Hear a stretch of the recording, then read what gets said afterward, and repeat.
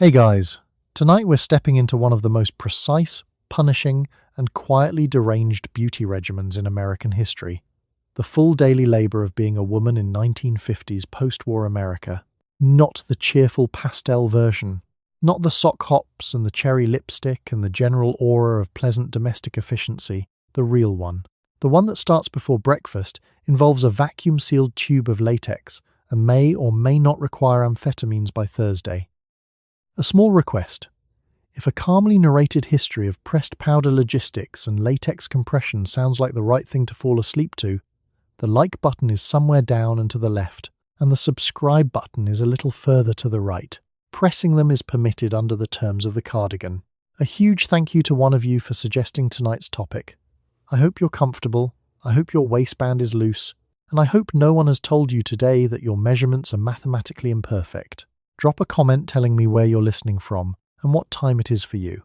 It is statistically always 2 a.m. somewhere, and I respect every single one of you. Go ahead and dim the lights, turn on the fan, pull the blanket up, and maybe loosen anything that's currently restricting your breathing, because in about 4 minutes you're going to understand exactly why that matters. Have you ever wondered what it actually took to leave the house looking correct in 1955? How a number, 3 numbers specifically, became the unofficial dimensions of a woman's entire social credibility. Why your doctor might hand you a small white pill alongside a pamphlet about your thighs. Did the girdle go on before or after the stockings? And did anyone ever get the answer right on the first try? What happened when the latex warmed to your skin on a cold January morning in an unheated bedroom, and the crinoline caught static against it, and the whole situation became genuinely structural? Could you survive a morning routine that required, in sequence, cold cream, foundation, powder, rouge, cake mascara wetted with your own saliva, lipstick from a compact, and then a second lipstick after breakfast? And seriously, who was maintaining the national amphetamine supply, and was it the same person who designed the bullet bra?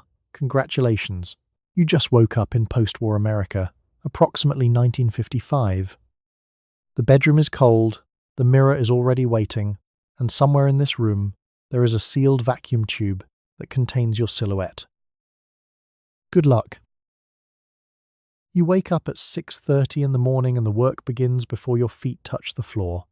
Today is Tuesday, which is not an event day, which means you only need to look acceptable. Acceptable in 1956 is a category with specific contents. The dressing table holds the morning's order of operations. The girdle is on the right. The brassiere is on the left. The stockings, already inspected for runs last night, are folded over the chair. None of this is optional. You have not been told it is not optional. You simply know. The girdle comes first. It's a Playtex, latex, which means it arrived in a sealed vacuum tube about the diameter of a soup can, which is less a packaging choice and more a product demonstration. The tube itself is the sales pitch. You pried it open like an oversized aspirin bottle when it arrived, and what came out was a garment that was, at room temperature, aggressively committed to being smaller than you. On a cold January morning in an unheated bedroom, the latex warms slowly against your skin. It does not rush. It arrives at body temperature on its own schedule, indifferent to yours. You step in, tug, adjust, and breathe. Not a full breath. A Tuesday breath. A functional one. The 90% of American women over 14 doing exactly this right now are not thinking about it as a choice. It's more like weather. Let's talk about the brassiere. The cups are stitched in concentric circles and end in a sharp point, a silhouette that has absolutely no relationship to the shape of an actual human breast. It's conical, architectural. It's what a bullet would look like if bullets had underwire. Under a sweater, the effect is a geometry that the fashion editors at Ladies' Home Journal describe as a clean line, and that your husband describes as nothing at all because he has developed the correct instincts. The bra goes on, the line is clean, you proceed. Stockings are last in the lower body sequence, which is a sequence because order matters. Nylons run, if you look at them with mild curiosity, and they cost 89 cents a pair, which is not nothing in 1956. You already inspected this pair last night.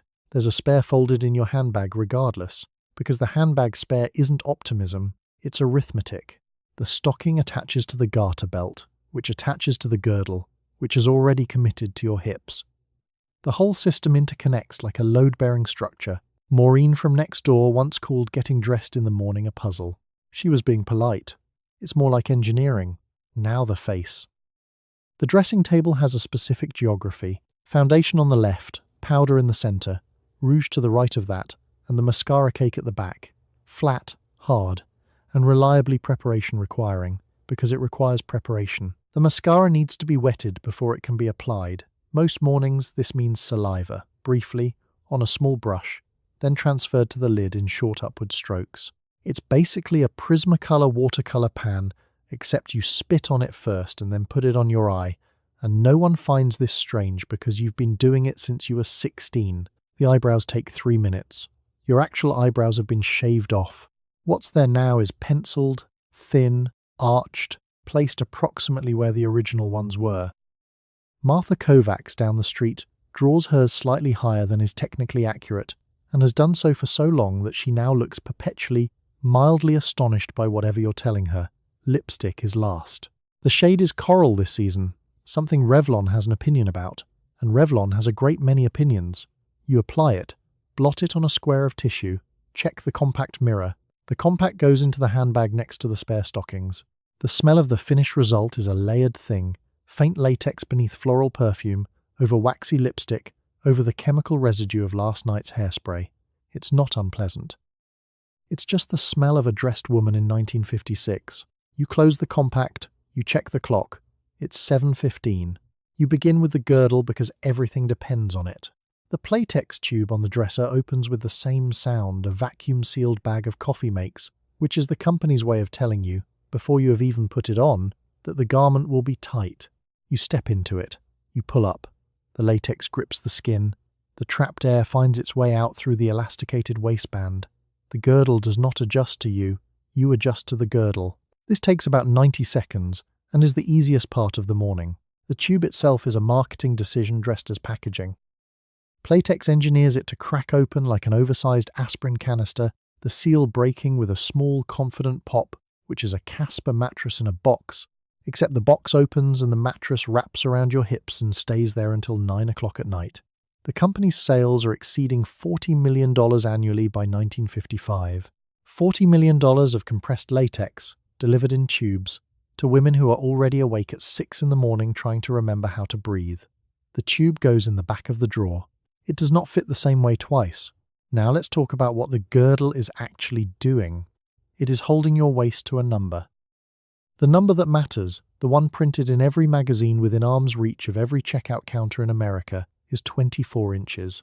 Bust 36, waist 24, hips 36. The government measured the average American woman's waist in 1955 and came back with 27.5 inches. The ideal is 24. That is a 3.5-inch gap between the average body and the correct one. The girdle lives in that gap. You live inside the girdle. Industry surveys estimate that roughly 90% of American women over 14 are wearing a girdle on any given day. 90%. This means the woman ahead of you in the grocery line is wearing one. Your neighbour in the house with the green shutters is wearing one. Your mother is wearing one and has been wearing one since before you can remember and has never once mentioned it because it doesn't require mention. It is simply a layer, the way a floor is a layer. You stand on it. You don't think about the floor. Mrs. Patricia Kowalski has solved one piece of this. On a cold winter morning in a bedroom that hasn't warmed up yet, the girdle starts at room temperature. Room temperature latex against bare skin produces a sensation your body interprets as a reasonable argument for staying in bed. Mrs. Patricia Kowalski, 2 streets over, handles this by draping hers across the radiator the night before. She sets it out like a place setting. She told you this once at a church social with the composure of someone sharing a pot roast recipe. You've been doing it ever since. The girdle's relationship to the crinoline is structural. The petticoat, 2 or 3 layers of it, stiff net catching static as it moves, sits just above the girdle's latex surface. When you walk, the fabric hisses. When you sit, it compresses and announces itself on the way back up. The combination of stitched crinoline and latex girdle means your lower body is operating under the kind of atmospheric pressure usually associated with weather events. You get used to it the way you get used to a noise in the walls. At a certain point, you stop hearing it. The corselet is the more extreme option, an all-in-one foundation garment combining the bra and girdle into a single latex column from chest to thigh. The garment is committed, immovable, and quietly authoritarian. The corselet is what the girdle looks like when it has decided to commit fully to its position. Putting it on requires a technique involving both arms, one hip, and a preparedness to exhale before you've had breakfast. Taking it off at the end of the day is, and this is the clinical description, a relief bordering on religious. You peel back the latex. The skin underneath has been holding its opinion for 8 hours. It shares it immediately. You fasten the brassiere next. The cups are not soft. They are stitched in concentric circles that hold their shape regardless of what is or is not inside them. The silhouette is conical. The silhouette is the point. Frederick Mellinger has been selling this exact shape from a storefront in Hollywood since 1947, and Maidenform has been running its dream campaign since 1949, which means by 1956 every adult woman in your zip code has the same outline under her sweater. You hook the back closure, you adjust forward, you exhale slowly through the new shape. The Maidenform woman in the ad is somewhere improbable, conducting an orchestra, arguing a court case, hunting big game, wearing only her bra from the waist up, entirely unbothered by this. The tagline, I dreamed I. The campaign runs from 1949 to 1969, 20 years of legs. The bullet bra's engineering is more serious than it looks. The concentric stitching isn't decorative, it's structural, geometric, and aggressively load-bearing, holding the cone in place the way a hat holds its crown. Your actual shape is somewhat beside the point. The cup arrives preformed and the cup stays preformed, and your job is to occupy it as convincingly as possible. Dorothy Jennings, who works the cosmetics counter at Woolworth's 2 blocks from your house, wears hers under a white blouse with 3/4 sleeves, and the effect is architecturally precise. She straightens her name badge every morning by locating it relative to the left point. It is a reliable system. Now, Frederick Mellinger didn't invent the underwire or the pointed cup. Women had been wearing structured brassieres in various configurations since the 1930s. What he invented was the aggressive retail pitch. Frederick's of Hollywood was not a department store with a lingerie section. It was a catalogue and a storefront devoted entirely to the proposition that the outline mattered more than the comfort. His catalogue descriptions read like architecture specs. The cups have dimensions. The lift has an angle. Comfort is not listed as a feature because comfort is not the product. Maidenform's version was slightly more respectable, sold through department stores, advertised in Ladies' Home Journal, priced for a woman who was also buying Pond's cold cream and calling it a skincare regimen. The journal's circulation was about 4.5 million in 1955. The Maidenform ad was in nearly every issue. This is basically a subscription service, except what you're subscribing to is a specific vision of what your chest should look like, delivered monthly with the electric bill and a recipe for tuna casserole. The bullet bra requires a sweater to complete the argument. A blouse softens the line. A cardigan neutralizes it. But a fitted sweater, angora, lambswool, anything with enough drape, turns the whole assembly into a statement. The sweater girl look is not an accident of fashion. It is the bullet bra's preferred habitat. Lana Turner had established the silhouette as aspirational years before, and by 1956 the look has filtered down from film stills to high school hallways to the frozen foods aisle of your local A&P, where a woman in a coral angora cardigan is comparing the merits of 2 brands of peas with the posture of someone who knows she's being observed. You check the outline in the mirror. The mirror confirms the outline. The sweater goes on over it. You smooth the front with both hands, which accomplishes nothing structural but feels correct. The shape holds without your assistance. It was always going to hold. You step on the scale before breakfast. The scale lives on the tile floor of the bathroom and is consulted daily, the way other households consult a barometer. The needle settles. You write the number on a small pad kept in the drawer next to the toothbrushes. The pad goes back 4 months. You can see, in your own handwriting, every Tuesday morning since January. Last week, the needle was at 133. The Metropolitan Life table, taped to the inside of the medicine cabinet, is flat, actuarial, and quietly final. It suggests 128 is more appropriate. Doctor. Hargrove keeps his copy of the Metropolitan Life table laminated and taped to the inside of the cabinet above his exam room sink. The card is yellowed at the bottom corner where the radiator dries it out every winter, and the lamination has lifted slightly along one edge. He taps it twice with the back of his pen when he refers to it, in the spot where the women's column meets your height. The card is policyholder mortality data. Metropolitan Life assembled it from death records and published it in 1943, revised it in 1959, and at no point did anyone go find actual living women and measure them with a tape and ask how they felt. The table just decided what you should weigh. It came from people who were, professionally speaking, thinking about death and profitability rather than health. And Dr. Hargrove inherited the card from his predecessor, who taped it to the same cabinet door. The card is not framed as a suggestion. The lamination is not either. Your doctor is named Dr. Hargrove. He has a manila folder with your name on it. He reviews the Metropolitan Life table during your appointment the way a teacher reviews a failing quiz, tilting it slightly in your direction so you can see the column where your name would appear if your name were a number. He writes weight management in his notes. He clicks his pen. He does not put the pen away before he asks if you've considered Dexedrine. Dexedrine is an amphetamine. Your doctor does not say the word amphetamine. He says it's very effective and well tolerated and that a number of his patients have had excellent results. The tablets don't feel remarkable at first. They feel like a very good Tuesday. Then they feel like every Tuesday should feel like this. Then the week without them feels like standing in cement. Esther Manns, in 1948, gathers a group of neighbours in her living room in Milwaukee. She calls it Take Off Pounds, sensibly.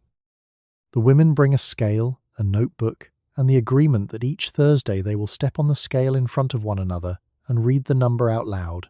Weight Watchers will not exist for another 15 years. You don't go to Tops. Tops feels too public. You prefer the small pad in the bathroom drawer and the private arithmetic of your own Tuesday mornings.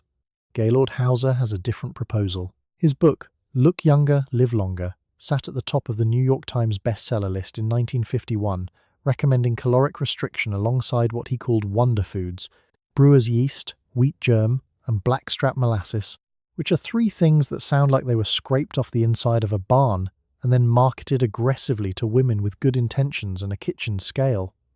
You tried the brewer's yeast once. It has the texture of sand and the flavour of a life choice you can't undo. The average American woman's waist in 1955 is 27.5 inches. That's a real number, taken from a real government study that went out and measured real people. It will be 3 full inches smaller than the comparable average measured in 2012. The women in 1955 are not more disciplined or more virtuous. They are more compressed. There is a difference, and the difference is mostly latex. You are already wearing the girdle. The girdle is already doing its portion of the arithmetic. What the Metropolitan Life table wants is for the arithmetic to continue without the girdle. A natural 27.5. The table doesn't know about the girdle. Or it does, and it doesn't care. You close the medicine cabinet. The table disappears behind the mirror.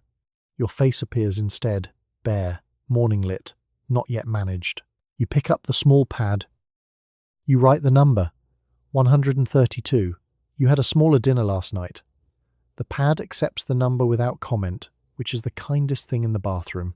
You sit in Dr. Allen's office on a Thursday afternoon, and the conversation is about your weight. It is always about your weight. Dr.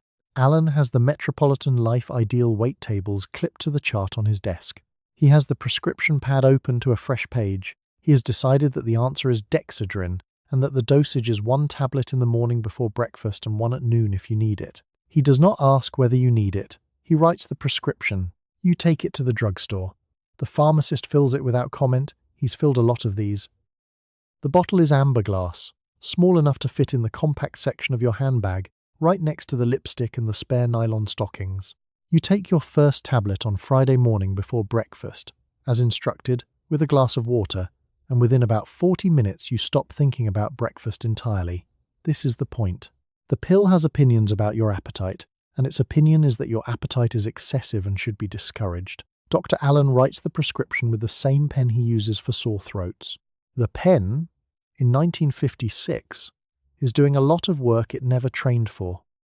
Dexedrine is amphetamine, the same compound that kept bomber pilots awake over the Pacific, now repackaged in a smaller bottle and handed across a desk to a woman in a wool skirt. The pharmacist downstairs reads the slip without looking up. He has filled 40 of these this week. You don't sleep well on Friday night. You're aware of the ceiling in a specific way, every crack, every shadow, every faint, watchful, and uncompanionable patch of plaster, and your thoughts are moving at a pace that your body can't quite match. You lie still, you count things. You are not hungry, though, which the magazine on your nightstand has been suggesting is the whole project. Saturday morning you take another tablet. The ceiling eventually loses its appeal. Meanwhile, across the country, Esther Manns is running tops out of Milwaukee, which she founded in 1948, 15 years before Weight Watchers existed, and the women in her chapter are weighing themselves on the same scale every Tuesday, recording the number in a small notebook and applauding each other for losses of half a pound. The applause is sincere. Half a pound is a lot of effort when you're also wearing a girdle and a bullet bra and navigating 3 layers of crinoline just to get to the meeting. Nobody at Tops is on Dexedrine, officially. Unofficially is a different column. Gaylord Hauser has a different approach. His book, Look Younger, Live Longer, topped the New York Times bestseller list in 1951 and recommended a regimen of brewer's yeast, wheat germ, and blackstrap molasses alongside strict caloric restriction.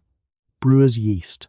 This is the wellness influencer content of its day, except the influencer has a monocle and a European accent, and your mother bought 2 copies. The blackstrap molasses sits on your shelf next to the normal molasses, which was already there and smelled better, but the normal kind doesn't have the word wonder attached to it, and therefore cannot be trusted to do anything. Doctor, Alan doesn't know about the brewer's yeast. He doesn't ask what you're eating. He has a table that says what you should weigh, and a tablet that will help you get there, and the appointment is 12 minutes long because the waiting room has 4 more women in it. You pick up your prescription, drop it in your bag next to the stockings, and walk out into the Thursday afternoon. The sun is doing something specific with the light on the sidewalk. You notice it the way you've been noticing everything since this morning, sharply, with a brightness you didn't ask for. A woman coming the other way has a pageboy cut and good posture, and you notice that too. You notice her waist. You notice yours. The tablet is still talking, just quietly, under everything else.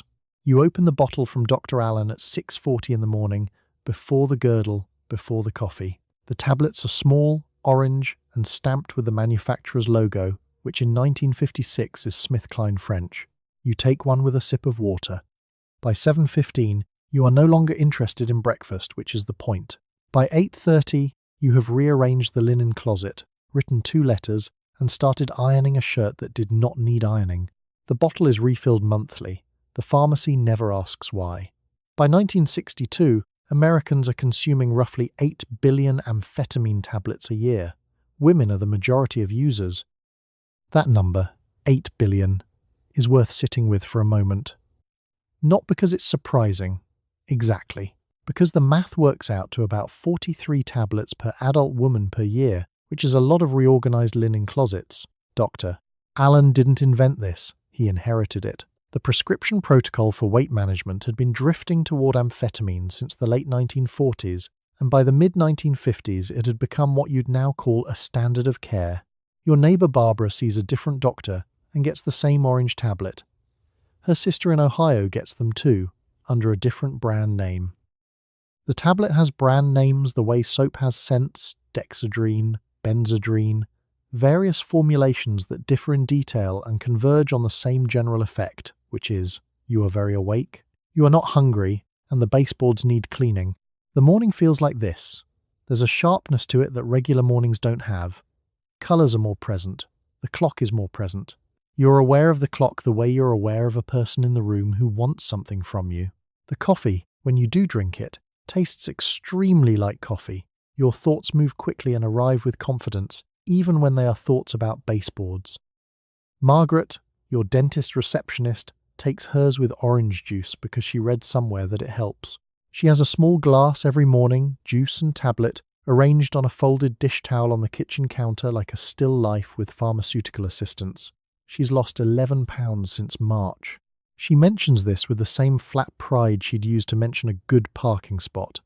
Dr. Allen taps the card on the inside of his cabinet door with the back of one knuckle, small, medium or large. The frames are not defined. Doctor, Allen does not say any of that. He taps the card again, lightly, the way a teacher taps a date on a wall calendar. The card doesn't ask how you feel. The card has a number.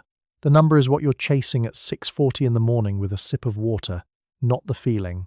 Not the energy, though the energy is there, humming under everything like a refrigerator left on in an empty house. The number on the scale, which you check every morning in the same socks, because socks weigh less than shoes, and you know this precisely. The tablet helps with the number. The tablet is medically supervised. The tablet comes from a man with a degree on his wall who has reviewed the table and concluded that you are, in the clinical language of the era, above ideal. Above ideal, not above average. The table has a number. You take the tablet before the girdle. You take it before the coffee. The pharmacy refills it without comment, because comment isn't part of the service. You attend the Tuesday evening meeting of the local TOPS chapter in the basement of the Methodist Church. TOPS stands for Take Off Pounds Sensibly. It was founded in Milwaukee in 1948 by Esther Manns, who is not present this evening but whose photograph is taped to the wall above the coffee urn. The meeting begins with the weigh-in. You step on the scale at the front of the room. The secretary writes your number on the roster, audibly. The number is now known to 12 other women in this part of Cleveland, Ohio. The secretary is Dot. Dot has a clipboard, and the posture of someone watchful, neutral, and reliably literal, never once needed to be told to stand up straight. She reads your number in a tone that is technically neutral and functionally not. You step off the scale. You return to your folding chair. The chair knows. The floor knows. The linoleum is institutional green and it has heard everything. TOPS predates Weight Watchers by 15 years, which means TOPS invented the public weigh-in before Jean Nadech made it famous, before the fluorescent community center light became standard equipment in the accountability industry. There are no points here. No little booklets. Just the scale, the roster, Dot, and the understanding that next Tuesday you will stand on it again. The program's philosophy is sensible. The word is right there in the name. Sensibility, applied weekly, in a church basement, by a woman with a clipboard. Let's talk about why you're here instead of simply taking the Dexedrine your doctor offered last month. You might have taken it. You might still be taking it. These things are not mutually exclusive in 1955. TOPS is the version of this that comes without a prescription, the social pressure delivery mechanism rather than the pharmacological one. Some women do both, which is the kind of practical doubling down that doesn't appear in the meeting notes. The folding chairs are arranged in a circle, which is supposed to suggest community. 11 other women sit in theirs with the composed alertness of people who have eaten carefully for 7 days and would like that fact acknowledged. Ruth, who lost 2 pounds last week, gets a small round of applause. Ruth accepts this with the dignity of someone receiving a minor civic honour. The clapping is genuine. The basement ceiling absorbs it. After the weigh-in there is discussion. Gaylord Houser's book comes up. It always comes up. Look Younger, Live Longer, topped the New York Times bestseller list in 1951, and 3 women at this meeting have a copy at home with the spine cracked at the chapter on brewer's yeast. Hauser recommends brewer's yeast, wheat germ, blackstrap molasses, and caloric restriction, in that order, with the confidence of a man who has never personally eaten blackstrap molasses at 7 in the morning while still wearing pin curl clips. Someone tried the wheat germ. Someone else tried the molasses. Both of them are still here, on folding chairs, waiting to be weighed. The coffee urn at the back of the room is full. Nobody is drinking it yet. Coffee has calories only if you add cream, and cream is a decision that gets made quietly, standing with your back to the room. Mildred adds cream. She does this by positioning her body between the urn and the circle of chairs like she's fielding a ground ball, then turns around holding a cup that is the colour of very pale tea. Nobody comments. Everyone notices. The urn continues to radiate heat and goodwill, indifferent to all of it. You were not at last week's meeting. You had a thing. The thing doesn't matter. What matters is that your number this week will be compared to your number from 2 weeks ago, not 1. And the difference will be read aloud by Dot, who has a gift for mathematical neutrality that lands harder than judgment. You sit, you wait. The photograph of Esther Manns watches from above the urn with the calm authority of a woman who built something that still has 37 chapters in Ohio alone. Next Tuesday is 7 days away. You already know what you're having for dinner. You read Look Younger, Live Longer at the kitchen table while the children are at school. The book is by Gaylord Hauser and reached number 1 on the New York Times bestseller list in 1951. where it has remained on and off ever since. The instructions are specific. You eat brewer's yeast in the morning, you add wheat germ to whatever the children are eating. You keep a jar of blackstrap molasses on the counter and take a spoonful with hot water at 3 in the afternoon. The book never mentions hunger by name. Let's talk about Gaylord Hauser. He's tall, tan, and European sounding, which in 1951 is roughly equivalent to a medical degree. He's German-born, raised in Wisconsin, and at some point along the way acquired a hyphenated first name, a vaguely European accent, and the conviction that blackstrap molasses could reverse aging. His clients include Greta Garbo and the Duchess of Windsor, which means the instructions in your hand have been followed by women who owned more than one country house. You are in a suburb of Cincinnati with a jar of molasses and a 45-minute window before carpool. The 5 wonder foods are brewer's yeast, wheat germ, yogurt, powdered skim milk, and blackstrap molasses. Hauser presents them with the confidence of a man who has never had to hide them inside a casserole. The brewer's yeast tastes like the floor of a health food store, not the good kind, the kind that has been there since 1938.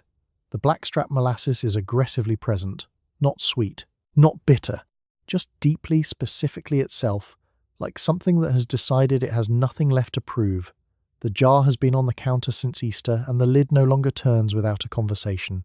The Metropolitan Life ideal weight tables are on page 47 of a different book, but they live in the same part of your brain as Hauser's Wonder Foods.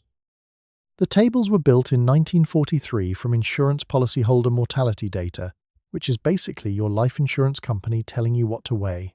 The chart doesn't ask how old you are or how tall you feel. It has already decided. Your doctor references the chart. He does this the way a librarian references the card catalogue, without drama, without apology, as though the information simply exists and the only question is whether you're prepared to act on it. He writes a number on a notepad. The number is smaller than the number on your scale. He hands you a prescription. The prescription is for dexedrine. Now, dexedrine is an amphetamine. This is not a secret in 1955. It's just not described that way. It's described as an appetite suppressant, a metabolic aid, a small white tablet that you take in the morning with water, not with the blackstrap molasses, because apparently even Gaylord Hauser has limits. A woman named Patricia, she's in your tops chapter, the one who always brings the fabric measuring tape in her purse, takes hers at 7:15, after the eggs but before the school run. She taps the bottle twice on the counter before she opens it. Not for luck. It's just a habit. She doesn't mention it at the Tuesday weigh-in, and nobody asks, because the Tuesday weigh-in is about the scale, and the scale only. What happens before the scale is your own business. The Wonder Foods sit on your counter. The dexedrine sits in the medicine cabinet. The Topps handbook sits in your purse. The 3 of them do not speak to one another. Each one promises a slightly different version of the same outcome. None of them mention each other. You are running all 3 simultaneously, the way a person manages several subscriptions they signed up for in different moods and now can't remember which one is actually working. The jar of blackstrap molasses is still on the counter at 5 o'clock when you start dinner. You haven't thought about it since 3. The spoon is in the dish rack, clean, waiting. The book says consistency is the foundation of transformation. The book has very strong opinions about foundations. You make breakfast for the family at 7 and a separate breakfast for yourself, which is not breakfast in the conventional sense. The children get pancakes from a mix that came out of a Betty Crocker box. Your husband gets 2 eggs and bacon. You stir half a teaspoon of brewer's yeast into a glass of tomato juice and stand at the counter to drink it, because sitting down would mean it counts as a meal. The brewer's yeast tastes the way the inside of a cigar humidor smells. You do not finish the glass. The glass gets rinsed and put away before anyone can ask what was in it. The meals you don't eat, the chairs you don't sit in, the portions you don't take. Gaylord Hauser's book, which is somewhere in the house, probably under a copy of Ladies' Home Journal, calls this approach eating with intelligence. You call it Tuesday. Topps meets on Thursday evenings at the church hall on Maple, which stands for Take Off Pounds Sensibly, and was founded in Milwaukee in 1948 by a woman named Esther Manns, who had, at that point, already been sensible about her pounds for longer than she cared to say. The meetings run an hour. There is a scale. The scale is not private.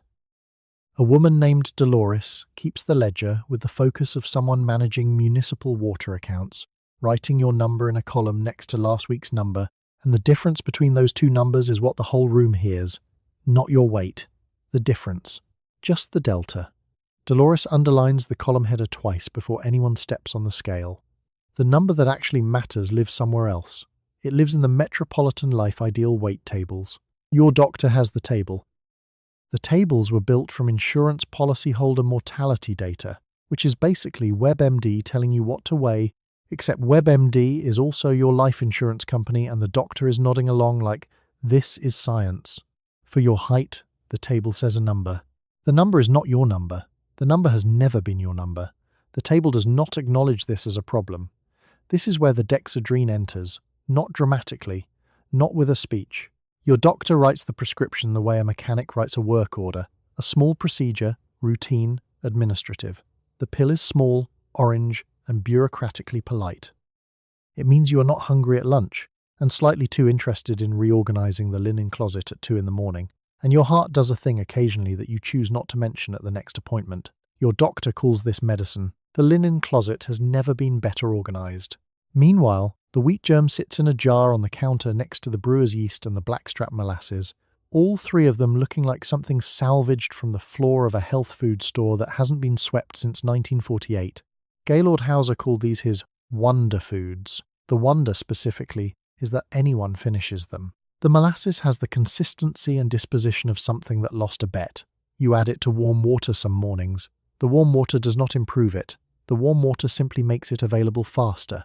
The spoon comes out the same color it went in. A neighbor named Patricia stopped by last week with a casserole for the freezer and mentioned while setting it down that she'd lost 6 pounds. She said it the way you'd mention a parking ticket. Flat. Informational. Already in the past. You said, good for you, and meant it, partly. Patricia's dexedrine is the same dexedrine. Different doctor, same clipboard, same laminated table. Neither of you has said this out loud.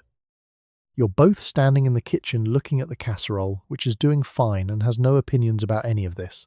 You begin the evening's skincare at 9, which is 6 steps before bed. The cold cream comes from a Pond's jar that has been on the bathroom shelf since you got married. Pond's spent $4 million on advertising this exact jar last year, which makes it one of the most aggressively marketed objects in the country. You scoop a small amount with 2 fingers, you apply it in upward circular motions, which the magazine specified. You wipe it off with a tissue. The tissue takes most of the day's face with it. The lipstick goes first, then the powder, then whatever the foundation left behind on the inside of your collar. The cold cream is not the beginning of something, it's the end of something, and that something took 45 minutes to put on this morning before anyone was allowed to see you. Pond's doesn't advertise that part. Pond's advertises the dewy, rested woman who wakes up looking like a problem that has already been solved. After the cold cream, there's a toner, applied with a cotton ball soaked until it's barely damp. Then a night cream, which is different from the cold cream, though explaining why would require reading the magazine article twice and calling your sister. Then eye cream, applied with the ring finger specifically, because the index finger, according to the same article, presses too hard and accelerates the very thing you're trying to prevent. Your ring finger is now a medical instrument. It has a job. It did not apply for this job. A woman named Dolores at your Tuesday Tops meeting uses 7 products. She counts them out.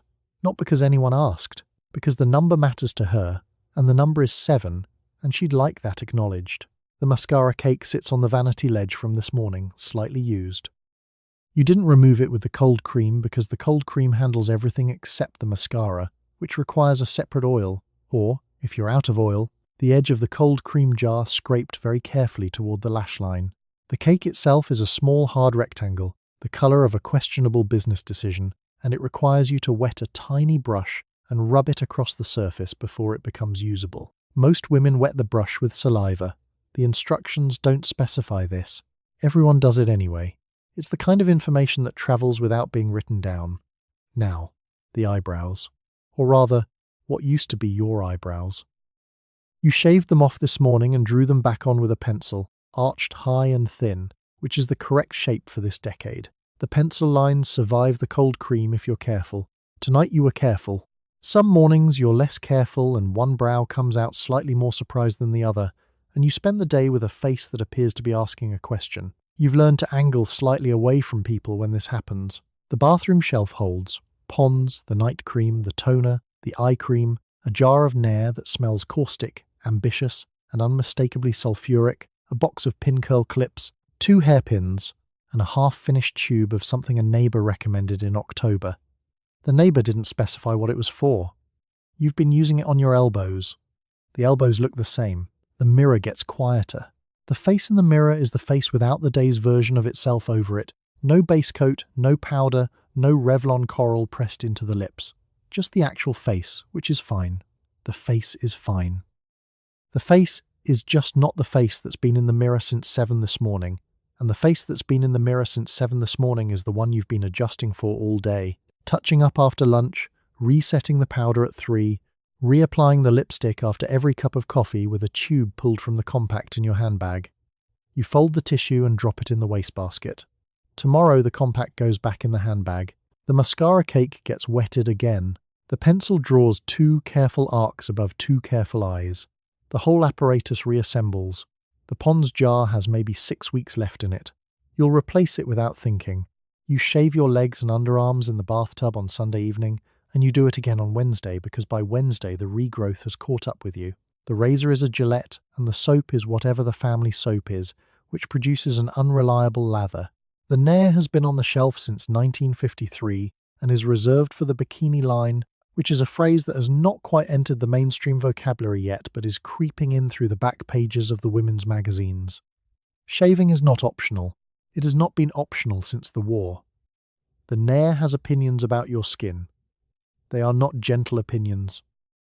The chemical smell opens up immediately when the cap comes off, sharp, sulfuric, and unmistakably industrial, something between a hard-boiled egg and a dissolving rubber band, and the instructions say to leave it on for 8 minutes, which is the longest 8 minutes in domestic life. You do not check the clock. You count in your head, which means you leave it on for somewhere between 6 minutes and 11, depending on how distracted you are by the radio in the next room. The skin underneath is pink. Sometimes it is very pink. The bathtub itself is not a spa. It's a cast-iron tub on 4 feet that takes 14 minutes to fill and loses heat the moment you get in. The water is a negotiation between hot and tolerable. You have maybe 20 minutes before the whole enterprise becomes cold and philosophical, and in those 20 minutes you are expected to shave both legs completely, both underarms, deal with the Nair situation, soak out the week, and condition your hair if you remembered to buy the conditioner, which you didn't. Dorothy Fennick from next door, who has been doing this since before you moved in, told you once to use baby oil after shaving to prevent the redness. She said it while handing a casserole dish over the fence, with the authority of someone filing a court document. You tried the baby oil. The baby oil disagreed with the rubber surface of the bath mat and you nearly went horizontal. Dorothy did not mention the bath mat. The legs are the straightforward part. The underarms require a posture that has no other practical application in daily life. Arm raised, elbow at a specific angle, chin tucked to see what you're doing, which doesn't help. The razor skips if you go too fast and drags if you go too slow. You go too fast. The skin objects. You keep going because the water is already cooling. The water has its own schedule and you are not on it. Your mother taught you this in the kitchen in 1942. The war was on. The nylon stockings had vanished from every counter in America, and a bare leg under a dress had become a leg that needed to be discussed. She handed you a razor over the sink, demonstrated on her own ankle, and said almost nothing. She was operating from instructions issued by a Gillette advertisement in 1915 that had quietly decided sleeveless dresses required hairless arms, and the instructions had been forwarded, mother to daughter, ever since. You remove the hair the same way she did. You don't remember deciding to. By the time you're out of the tub, toweled off, and standing on the cold tile in your slip, you have spent roughly 45 minutes on maintenance that will need to be repeated in 3 days. The skin on your legs is smooth and slightly red and faintly oily from the baby oil you applied anyway, despite Dorothy's bath mat omission. You apply the Pond's from the jar on the sink, and your legs accept it in the specific way that recently shaved skin accepts cold cream, which is to say immediately and with no resistance whatsoever. You towel the steam off the mirror with your forearm. The bathtub drain hiccups twice and gives up the rest of the water. The schedule does not adjust for Sundays. You sit at the vanity with tweezers and a small handheld mirror and you remove your eyebrows. Not all of them, most of them. The dominant brow shape in 1956 is high-arched, pencil-thin, and drawn rather than grown, which means the natural brow is treated as raw material and the actual brow is drawn back on with a sharpened pencil from Maybelline. You pluck for 7 minutes. You wipe your eyes when they water. You pick up the pencil. You begin again, this time as the architect, rather than the demolition crew. The pencil is called Velvet Black. It costs 39 cents. It has a texture somewhere between waxy crayon and firm chalk, slick, brittle, and selectively cooperative, and it requires a specific wrist angle to produce a line thin enough to be fashionable and not look like you've drawn a parenthesis on your forehead. You practice the angle. The angle does not always cooperate. There's a woman 2 streets over who hasn't gotten it quite right in 3 years, and nobody has mentioned it, because this is 1956, and we do not do that. The shape comes, more or less directly, from Hollywood, from the arch of Lauren Bacall, from Audrey Hepburn's slightly fuller variation, from the sharp theatrical brows painted on every actress whose face needed to read across a theatre. The magazines translate that into a home crafting project.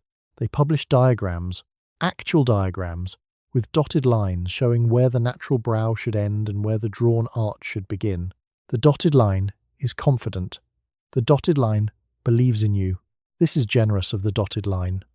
The handheld mirror is a problem.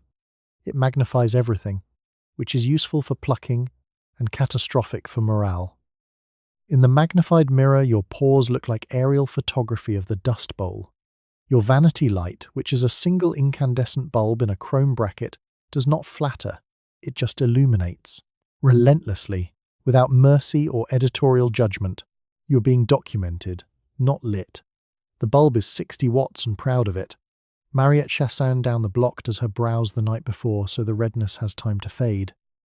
This is the kind of information that circulates in 1956, not through any magazine, not through any advice column, just through a fence conversation or a church basement exchange, delivered with the quiet authority of someone who has made every possible mistake so you don't have to.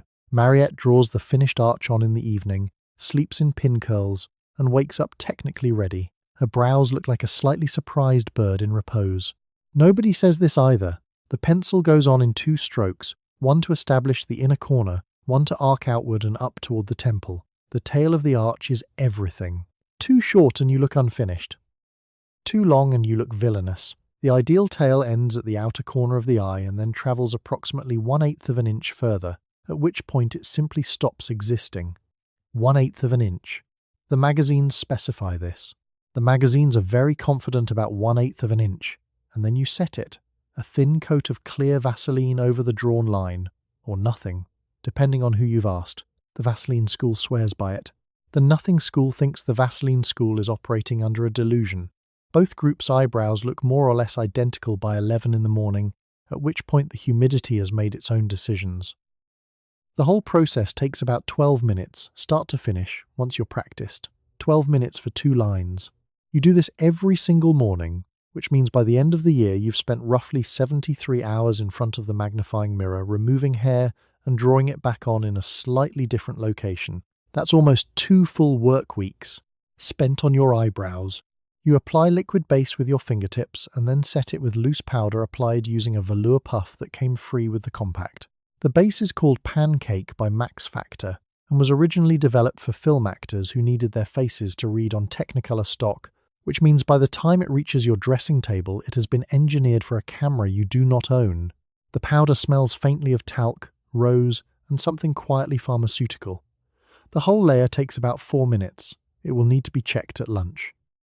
You are applying a product designed to make a human face look like a human face on 3.5mm film under studio lighting in a bathroom with one overhead bulb and a window that faces a maple tree. Max Factor developed Pancake in 1937 for a Technicolor screen test. By 1940, it was the best-selling cosmetic in America. Nobody asked whether your face needed to hold up under lighting rigs. The assumption was yes. Always yes. The base goes on in small circular motions, starting at the center of your face and moving outward, which is the instruction your mother gave you, and also the instruction in the compact's folded insert, and also, coincidentally, the instruction in the lady's home journal, whose circulation is roughly 4.5 million women doing the same small circles in the same direction at approximately the same hour. The product creates what the advertisements call an even complexion. What it creates, more precisely, is a single continuous surface where your face used to be. The velour puff picks up whatever's left and presses it flat. Now, the powder itself. It comes in a compact with a small mirror, which is where you've been staring for the past 16 minutes already this morning. The mirror is not flattering. The mirror is not meant to be flattering. The mirror is meant to be accurate in the way that a building inspector is accurate. It is looking for problems, and it tends to find them. You tap the puff against the compact's interior ridge to knock off the excess before pressing. Dorothy, next door, skips the tap. Dorothy's blouses tell the story of skipping the tap. The math runs further than it looks. Pond's cold cream is already on your face from last night. You cleansed with it before the base, because the magazines are very clear that foundation applied to uncleansed skin is essentially grouting a wall that hasn't been primed. Pond's spent approximately $4 million a year reminding women of this fact in the early 1950s, which is a lot of money to spend explaining a problem that Pond's cold cream also solves. The jar sits on your vanity looking entirely self-satisfied. Dorothy reaches for natural beige without checking the label. She has been reaching for natural beige for 11 years. The Max Factor line in 1955 runs from ivory at one end to natural beige at the other, with 2 intermediate shades between. And that's the entire range. Dorothy's customer in the next chair has skin 2 shades darker than natural beige. Dorothy hands her the same jar. The customer takes it. The jar has nowhere else to send her. 4 minutes. You check the coverage in the small compact mirror, tilting it toward the window light. The face that comes back is smooth and matte and looks like you, except finished. The way a room looks finished when someone has gone around before the guests arrive and straightened everything that wasn't quite wrong. You will reapply at lunch with a smaller puff from a pressed powder compact in your handbag because the base has a relationship with time that is not in your favor. By 2 o'clock, your nose will have made its own opinions known. By 4, your forehead will have joined the conversation. The touch-up compact contains approximately 40 applications. You carry it like a spare tire. You wet the small brush from the mascara compact. The mascara is a solid black rectangle of pressed wax and pigment that came in a tin and is wetted before each application. The wetting fluid, in this house and in most houses, is saliva. The magazine recommends warm water. The magazine has never been late for the bus. You drag the brush across the cake. You bring it to the lashes. You blink twice and check for transferred pigment on the upper lid. The mascara dries in roughly 30 seconds. You cap the tin. The cake itself is not a cake. It's a compressed disc of carbon black, carnauba wax, and soap, shaped like a throat lozenge and sold in a small hinged tin. The brush that comes with it is smaller than your pinky fingernail. The entire apparatus looks like something a field medic might carry. Compact, functional, and improbably civilian, designed for conditions where there's no time and no mirror, and no one is going to hand you anything better. Helena Rubinstein sold a version. Maybelline sold a version. The Maybelline version cost 35 cents and lived in a sliding cardboard sleeve. Every woman you know has one at the bottom of her handbag, slightly gritty with loose face powder, travelling with the spare nylons and the lipstick and the compact and the small flat comb that is always just barely not enough. The application technique matters more than you'd think. You don't glob it on. You apply one thin coat, let it dry, apply a second, and then, and this is the step the magazines spend considerable column inches on, you separate the lashes with a pin, a straight pin. From the sewing basket, you hold it horizontally and drag it through the wet lashes to prevent clumping. This is the kind of instruction that sounds completely reasonable until you are doing it half awake at 7 in the morning with a steel pin 3 millimeters from your open eye. The pin has no opinion about your proximity. It simply waits.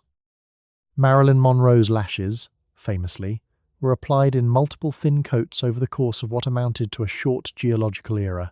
Her makeup artist, Alan Snyder, she called him Whitey, sometimes applied 5 or 6 coats, each dried completely before the next, separated with the pin. Every time, on set, this is a professional courtesy. In your bathroom, with the bus situation being what it is, You do 2 coats and consider yourself thorough. Now, the eyebrows. This is a separate project. The mid-1950s brow is thin. Extremely thin. Thin in the way that requires removing the actual eyebrow you were born with and replacing it with one that is better at being thin. You shave them off, or pluck them to near nothing, and then draw them back on each morning with a waxy eyebrow pencil in a high, clean arch. The pencil is called jet black or soft brown, and comes in a slim, twist-up tube that needs sharpening once a week with a small flat blade. Agnes from 2 doors down has been drawing her brows on for so long that she draws them on in her sleep.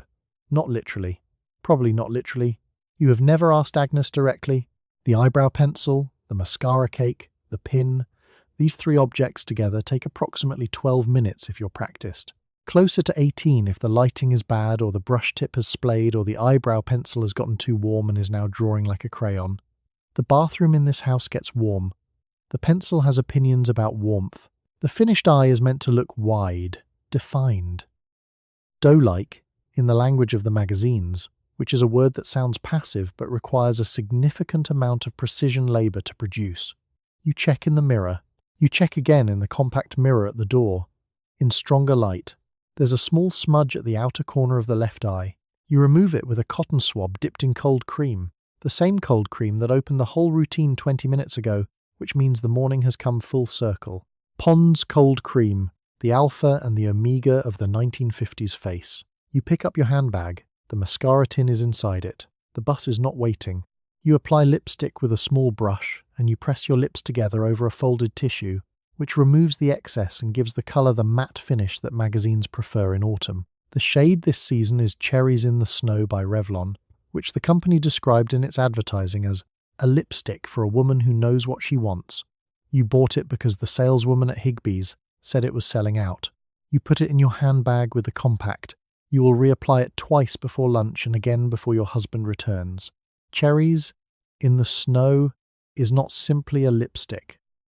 It is the lipstick, the one Charles Revson introduced in 1953 alongside the Fire and Ice campaign, which asked women in a full-page Vogue spread whether they were the kind of woman who wore it. The ad ran a checklist. Have you ever wanted to wear an ankle bracelet? Have you ever danced with your shoes off? 12 questions, all building toward the same conclusion. Yes, you are that woman. You are a woman of fire and ice.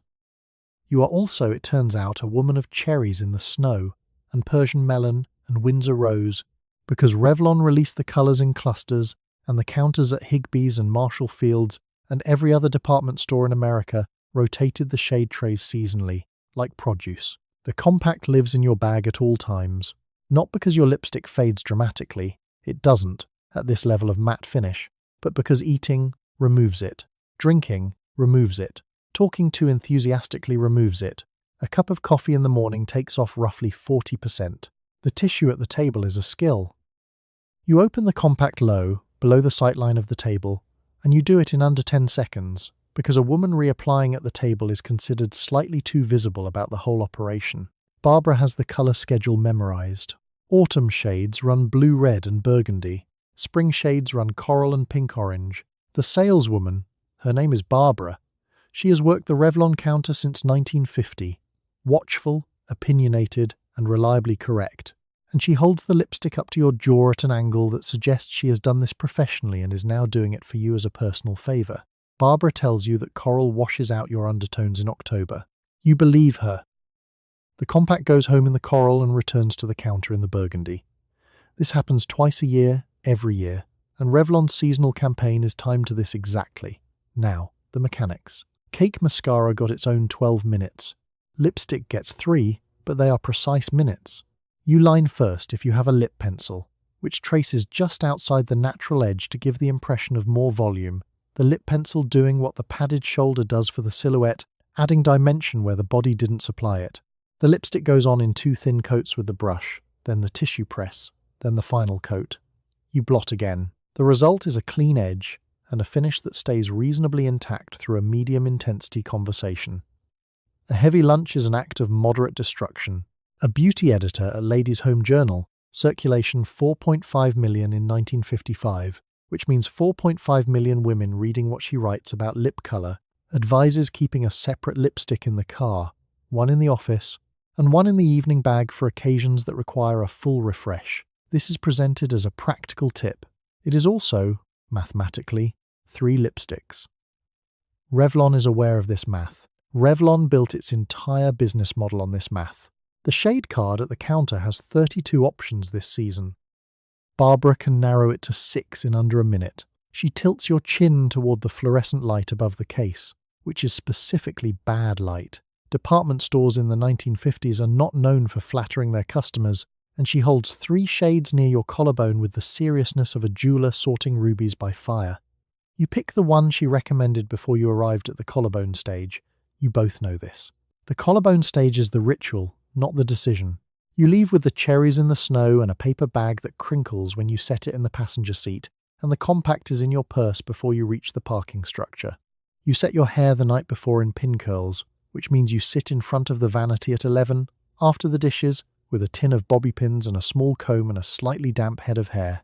Each section is wound around the index finger and pinned flat against the scalp. You do this 38 times. You will sleep on these pin curls. The metal clips will press into your scalp on whichever side you face during the night. The magazine has published advice on pillow positioning. The advice does not work. The bobby pins are not painful exactly. They are patient, persistent, and quietly territorial. There is a difference, and you have learned it the hard way over approximately 400 consecutive Tuesday nights. You roll onto your left side and a pin announces itself behind your left ear. You roll onto your right side and a different pin, a pin you forgot about entirely, introduces itself to your skull near the crown. You lie on your back and stare at the ceiling and think about your mother who also did this. Her mother also did this. It is, in its way, a very organized form of suffering. The alternative is hard plastic rollers. The hard plastic rollers are worse. They are roughly the diameter of a soup can, and they clip to the head with a plastic fastener that has one job and regularly fails to do it. A roller coming loose at 2 a.m. sounds, in a quiet house, like a small piece of furniture falling. Your husband does not stir. The roller has rolled under the bed.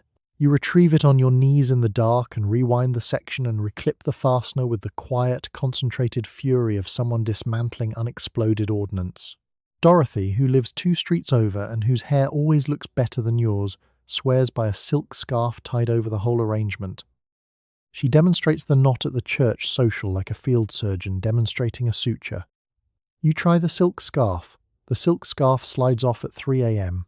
You find it at the foot of the bed in the morning, accomplishing nothing, looking peaceful. By 1957, there are approximately 125,000 licensed beauty salons in the United States, and beauty school enrollment has risen 40% in the past decade, which tells you something about how badly everyone needs professional help. The salon visit happens on Saturdays. The salon smells like ammonia from the permanent wave solution, sweet chemical hairspray, acetone from the nail station, and underneath all of that, a scorched hair note that arrives whenever the hood dryer runs too hot.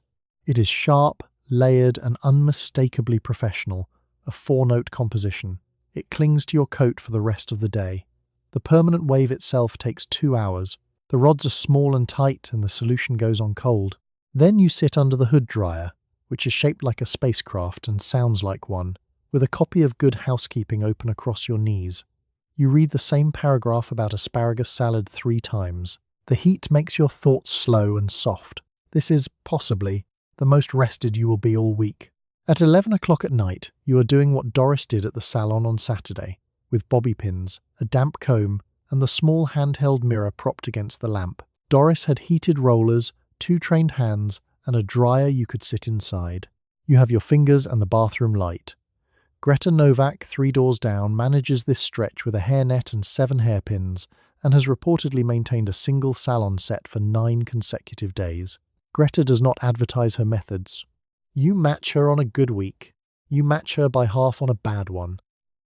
In the morning, you unpin everything, section by section, and brush the curls out into a soft wave or lift them into a bouffant depending on what the day requires. The whole process takes another 20 minutes. You have already been awake for 40. The coffee is ready, the children want breakfast, the pin curls are done, and the hair is set, and you look, from the front, completely effortless. From the back, if anyone look closely, there is a small red mark behind your left ear where the clip sat all night. Nobody looks closely. You go to the salon every Thursday at 4 in the afternoon and the appointment is non-negotiable. The shop is on Larchmere Boulevard and is owned by a woman named Doris, who has been doing your hair since 1952. Doris is one of approximately 125,000 licensed beauty operators in the United States in 1956, which sounds like a lot until you realize that almost every adult woman in the country needs one. The chair is upholstered in green vinyl. The dryer hood lowers. You read Look magazine and you do not move. The smell hits before the door does. Ammonia from the permanent wave solution. Sweet chemical hairspray of no specific floral origin. Scorched hair from the roller dryer. Acetone from the woman at the nail station in the back. These are not competing smells. They have reached a détente. They exist together now as a single unified atmosphere that Doris refers to, without irony, as the shop. Doris washes, sets, and dries. She pins in rollers with a kind of institutional speed. You count 12 in 40 seconds and then stop counting because the numbers make you feel like a machine, which you are, temporarily. Doris uses Helene Curtis setting lotion, applied with a comb to each section before the roller goes in, and she smooths the ends under with 2 fingers with the focused detachment of a woman who has done this approximately 14,000 times. The roller is hard pink plastic. You will sit under the dryer hood for 45 minutes. You do not complain about this because Doris did not build the dryer, and also because this is simply Thursday. The dryer hood is aluminum and makes a low constant roar that blocks out everything except your own thoughts, which is either relaxing or awful depending on what you've been thinking about lately. The heat builds, the rollers get warm. Your scalp tightens as the setting lotion dries around each section, which is uncomfortable in the precise way that a tight hat is uncomfortable, not painful, but present and very much aware of itself.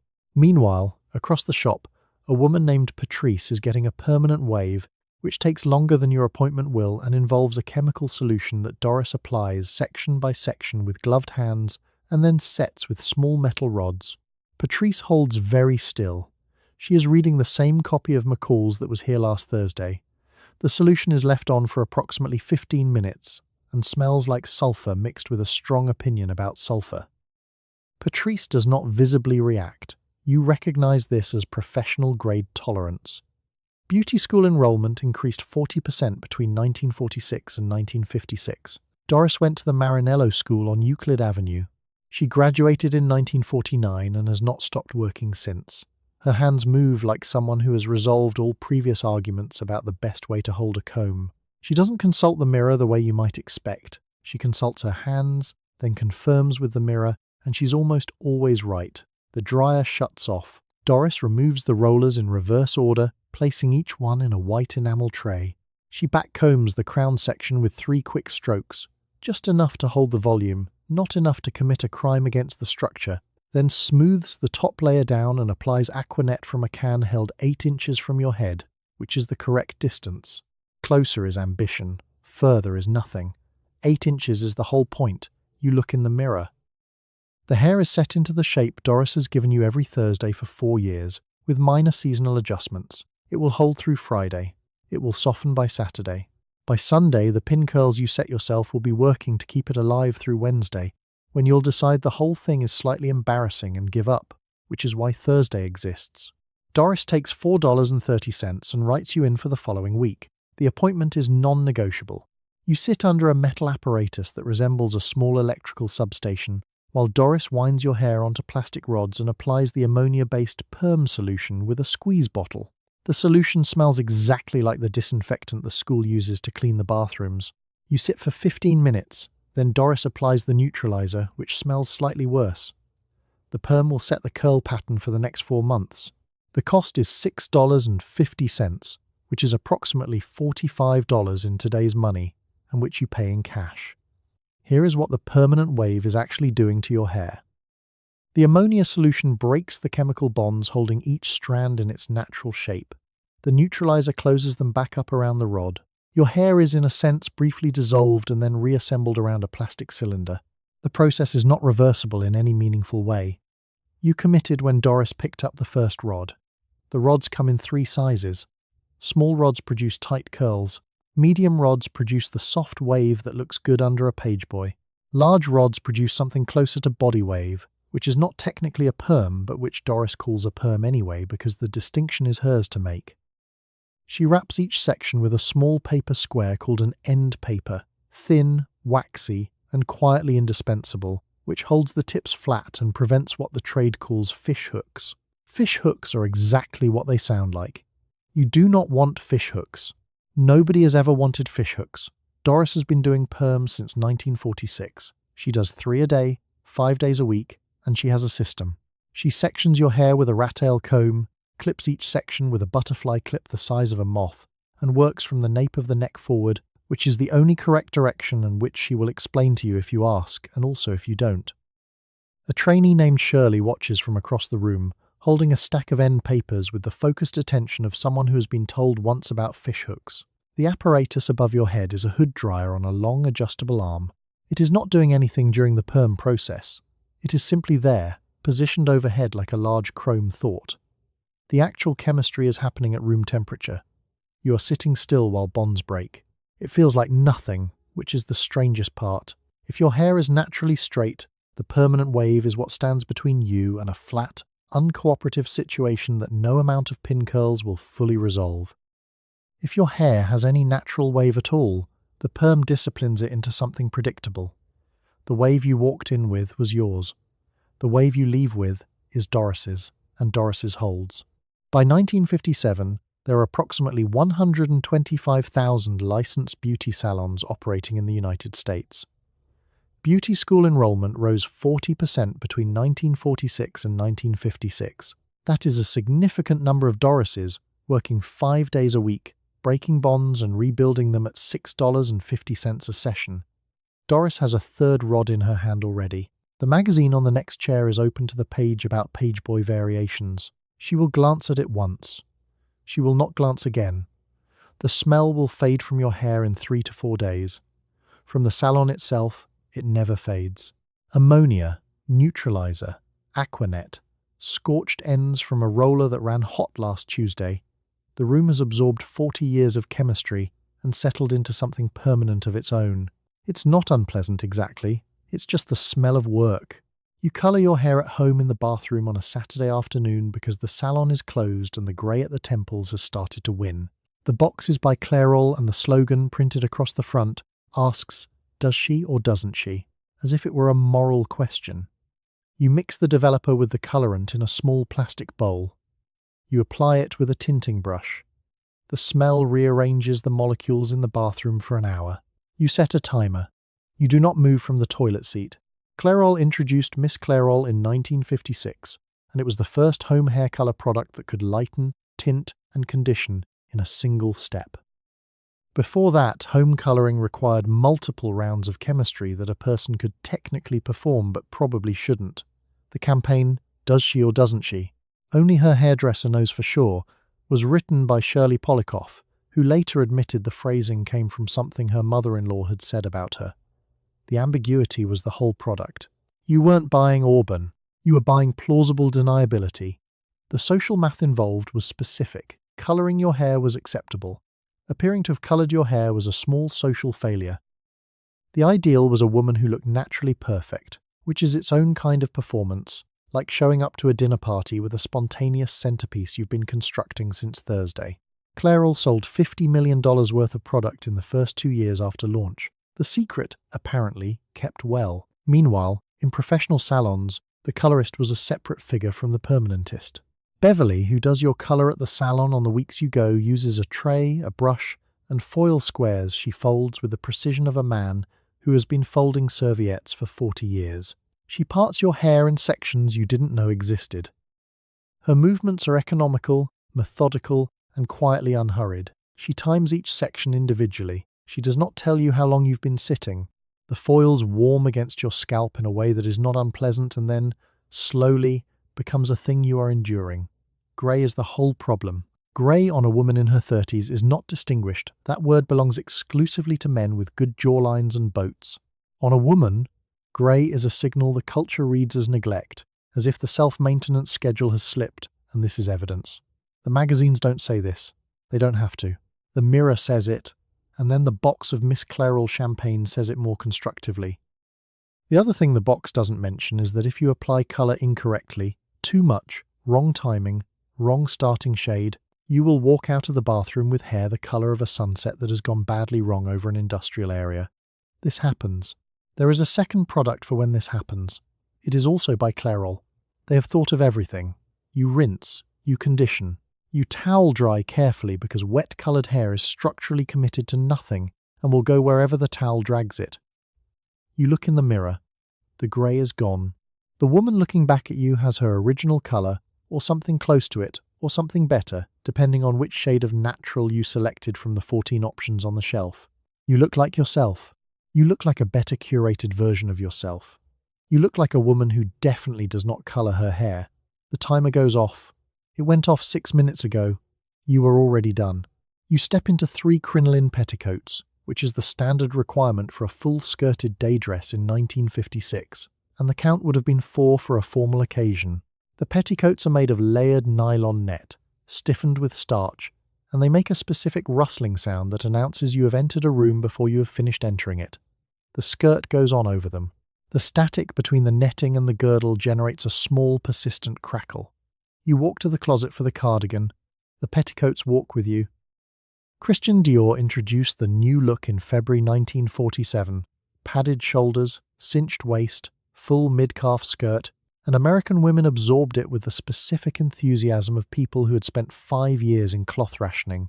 By 1956, the silhouette has been refined into something requiring structural support, the way a bridge requires load-bearing cable.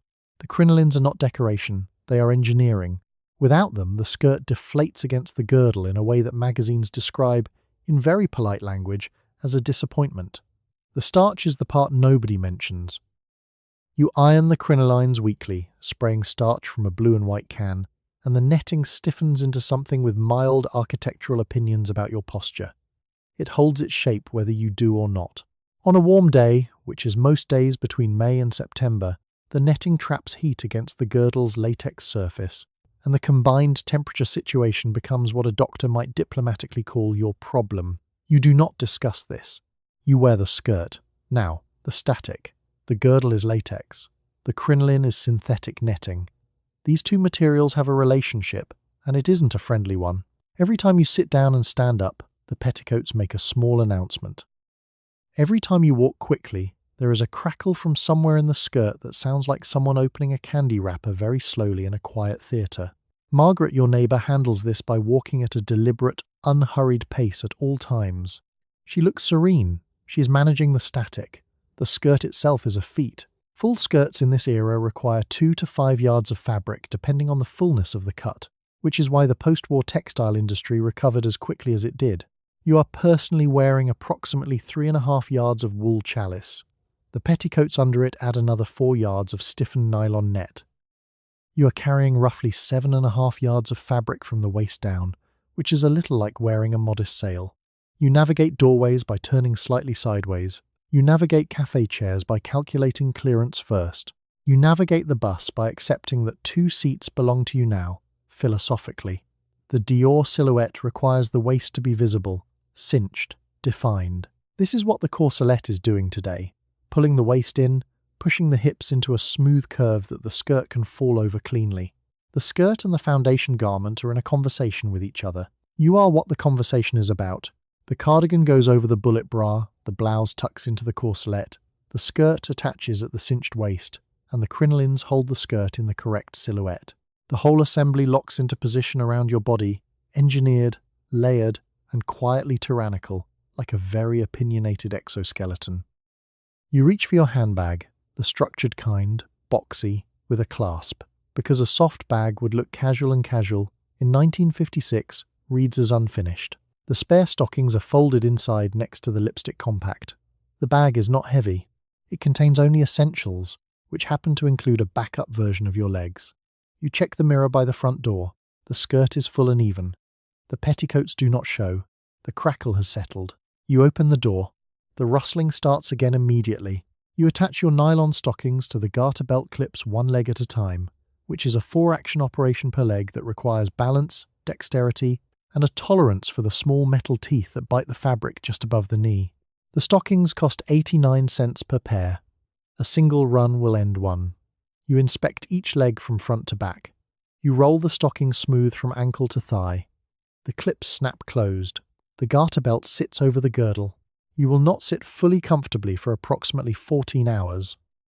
The spare pair sits folded in your handbag, pressed flat against the lining like emergency currency, because the question is not whether a run will happen, it's when, and whether it will happen before or after you arrive somewhere that matters.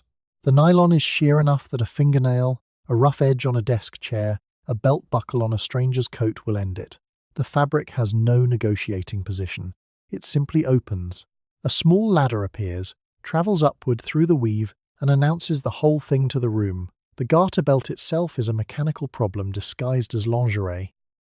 It sits at the waist with 4 dangling metal and rubber tabs, 2 in front, 2 in back, and each tab must catch a precise fold of stocking fabric, compress it through a small metal jaw, and hold that jaw closed against 8 hours of walking, bending, and climbing stairs. The back clips are the ones you do by feel, arms twisted behind you like you're trying to zip your own dress while standing in a phone booth. You manage. You've done this before. The clips have opinions about whether they're fully closed, and they share those opinions mid-afternoon without warning. The order of operations is non-negotiable. The garter belt goes on over the girdle, not under. The logic is that you can't reach the clips if the girdle is covering them, and you can't pull the stockings up if the girdle is already holding them down. There is no shortcut that works. Someone has tried every shortcut. None of them work. You do it in the correct order, every morning, in whatever square footage your bedroom allows, while one hand braces against the dresser and the other hand locates the back clip entirely by faith.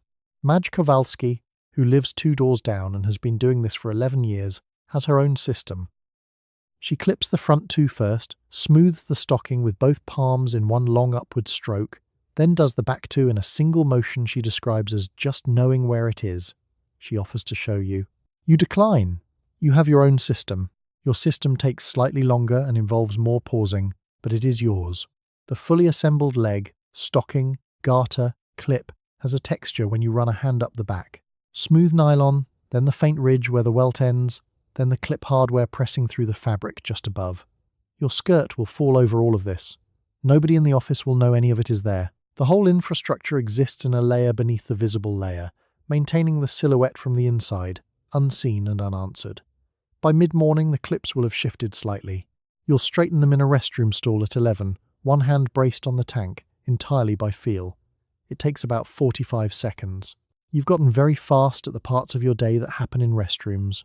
You walk to the bus stop in 2.5-inch heels because the alternative, a flat shoe in 1956, is reserved for housework, gardening, and women over the age of 70. The stiletto was developed by Roger Vivier for Christian Dior around 1953 and refined by Salvatore Ferragamo with a steel-reinforced needle, which means the entire weight of your body is now balanced on a piece of engineering originally borrowed from the construction of small bridges. The sidewalk has a crack near the streetlight. You step around it. You always step around it. The heel itself is approximately the diameter of a pencil at its narrowest point. It is load-bearing. It is doing this every day, over concrete, over linoleum, over the wooden floors of the office where it makes a sound on every step like a tiny persistent announcement. You have learned to walk in a way that minimizes the announcement without eliminating it entirely, because a woman who moves silently in heels has made a choice that is also a statement, and in 1956 you are not making that statement. The pointed toe is non-negotiable. The silhouette demands it. Dior's new look extended all the way down to the foot, and a rounded toe in this decade reads like a clerical error. Your foot is not pointed. Your foot is a foot. The shoe addresses this mismatch with a solution that is essentially geometric. The front third of the shoe contains air, and the ball of your foot is redirected toward the narrowest part of the opening like a letter being posted through a slot. After 4 hours, you stop noticing it. After 8, you have developed a philosophy.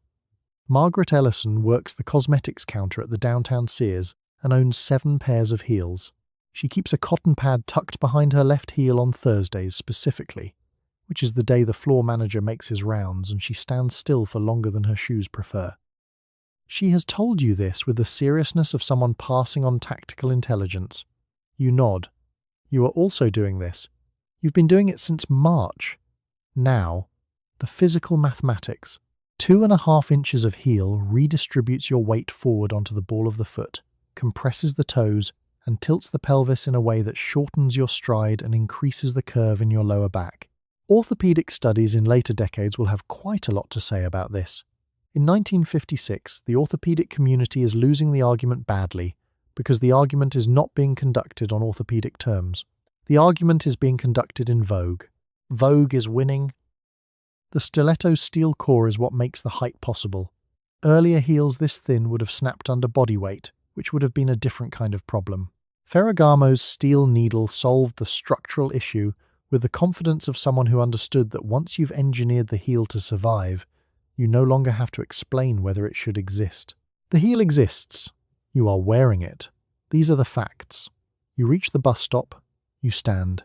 Standing in heels is a subtly different skill from walking in them.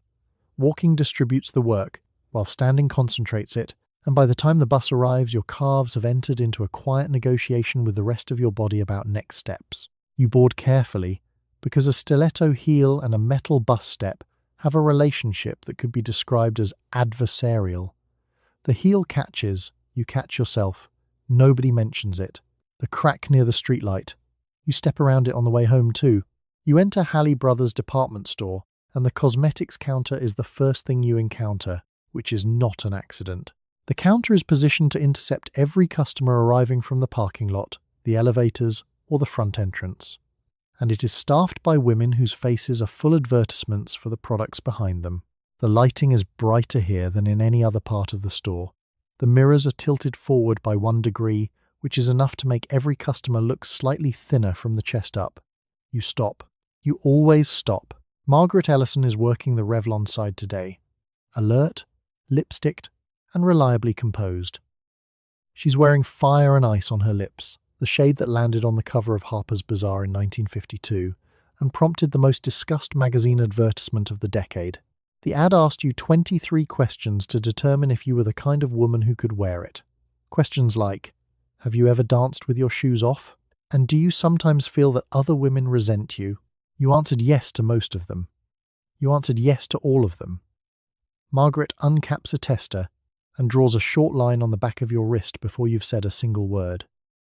The counter runs approximately 30 feet and contains, by a rough count, more individual products than a 1955 hospital pharmacy.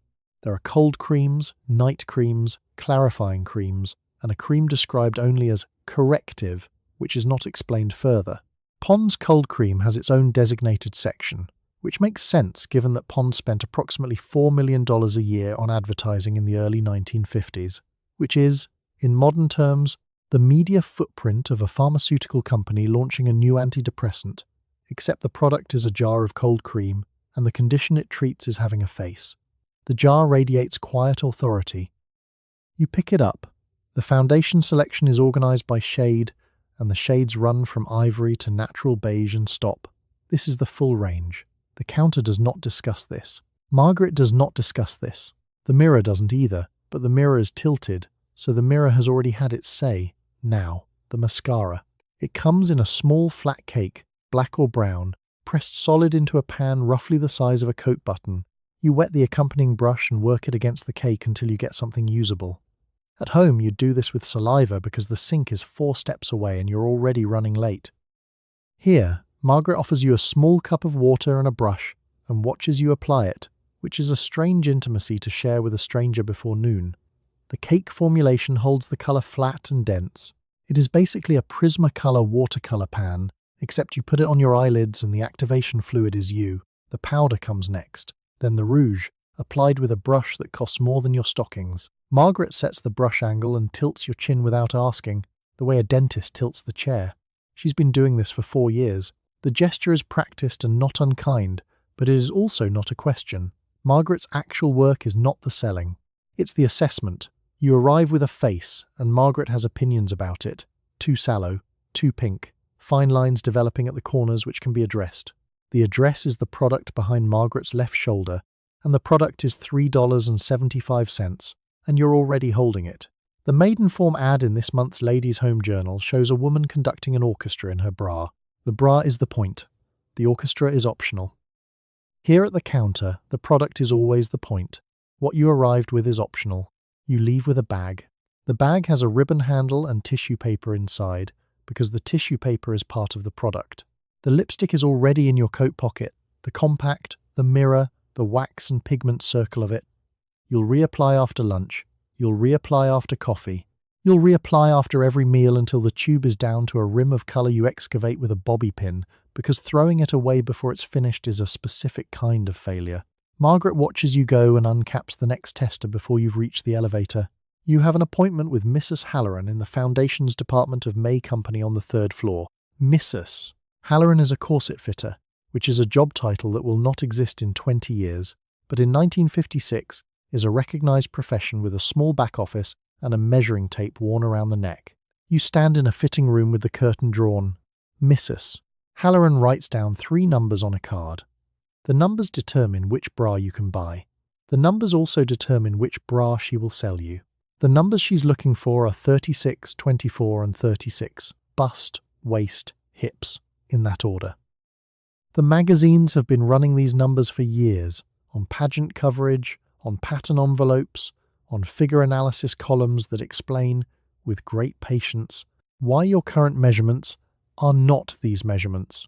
The pattern envelopes use the word correct, as though the female body is a building either up to code or not. Mrs. Halloran doesn't remark on your measurements.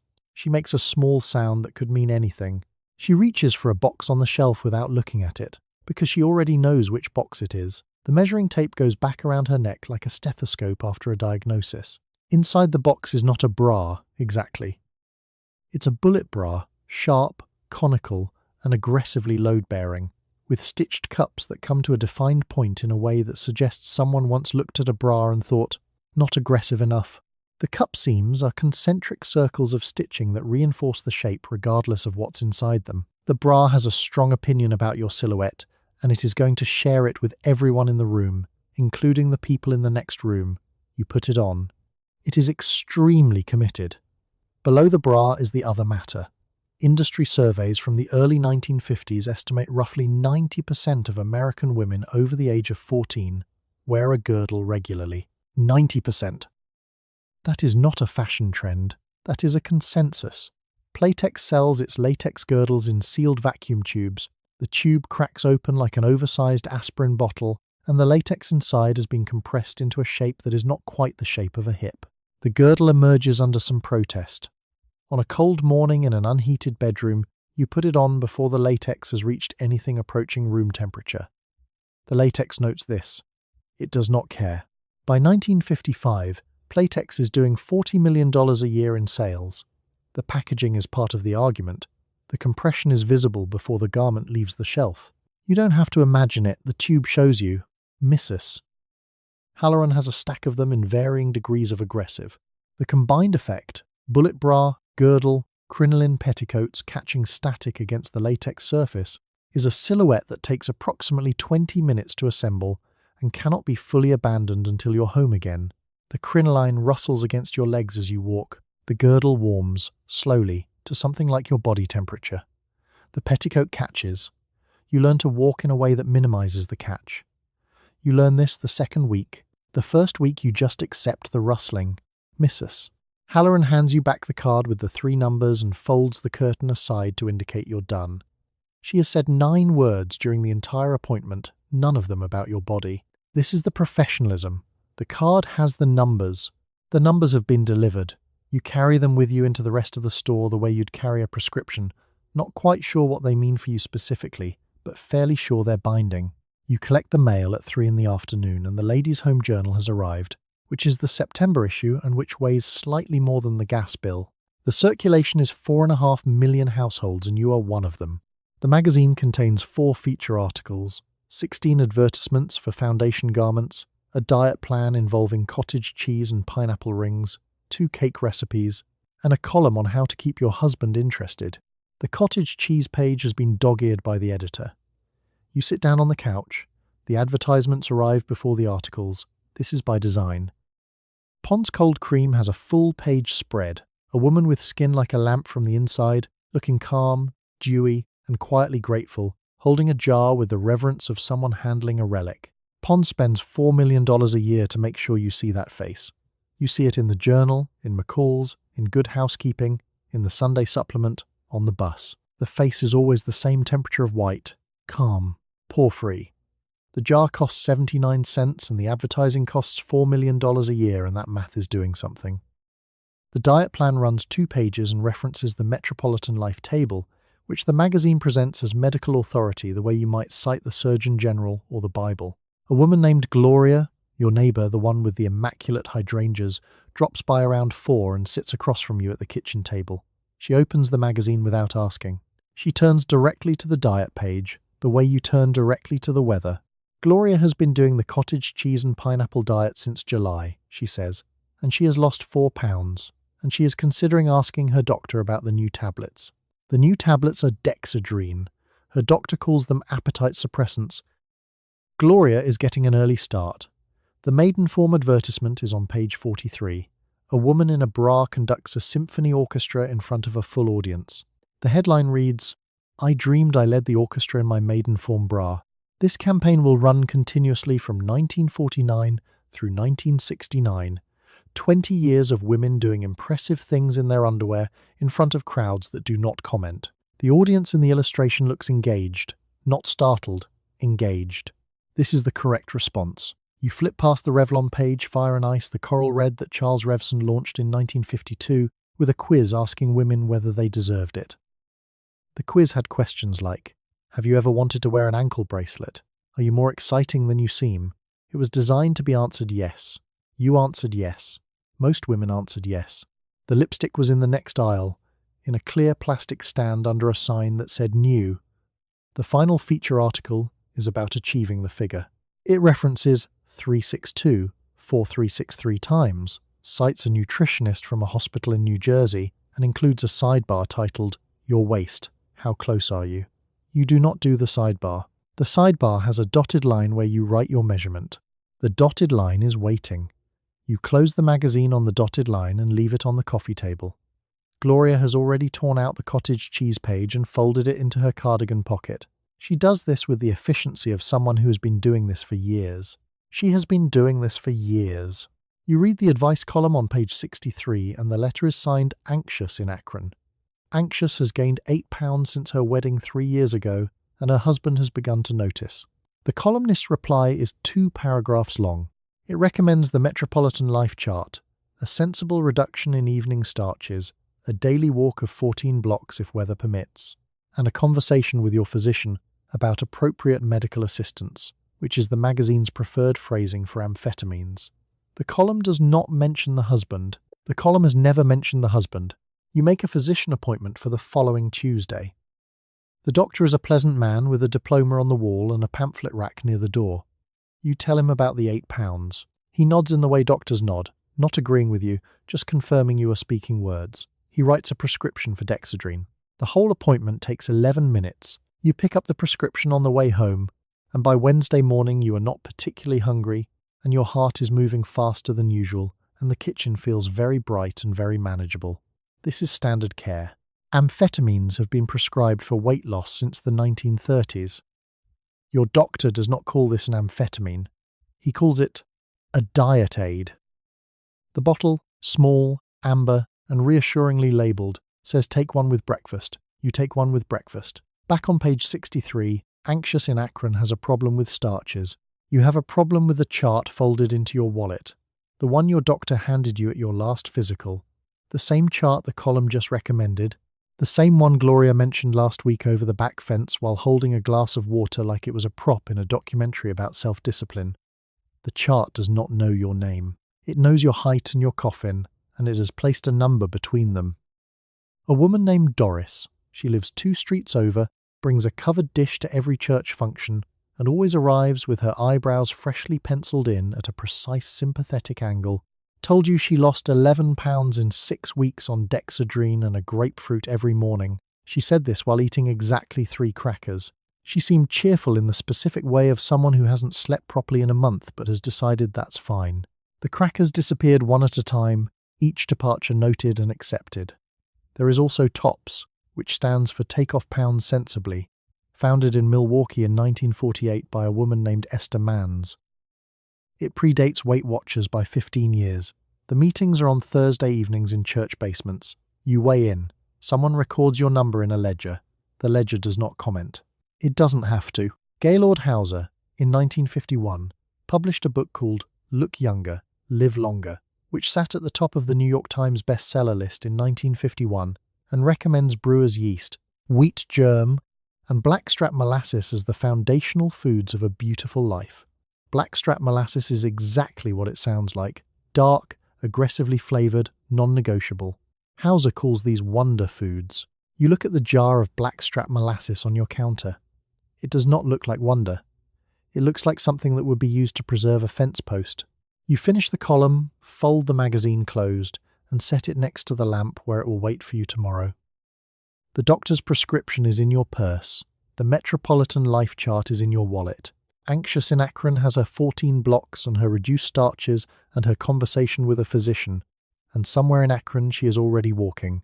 You watch the Miss America pageant on the family Zenith television set on a Saturday evening in September, and the broadcast comes live from Atlantic City. The contestants are introduced by state. You watch them walk in heels.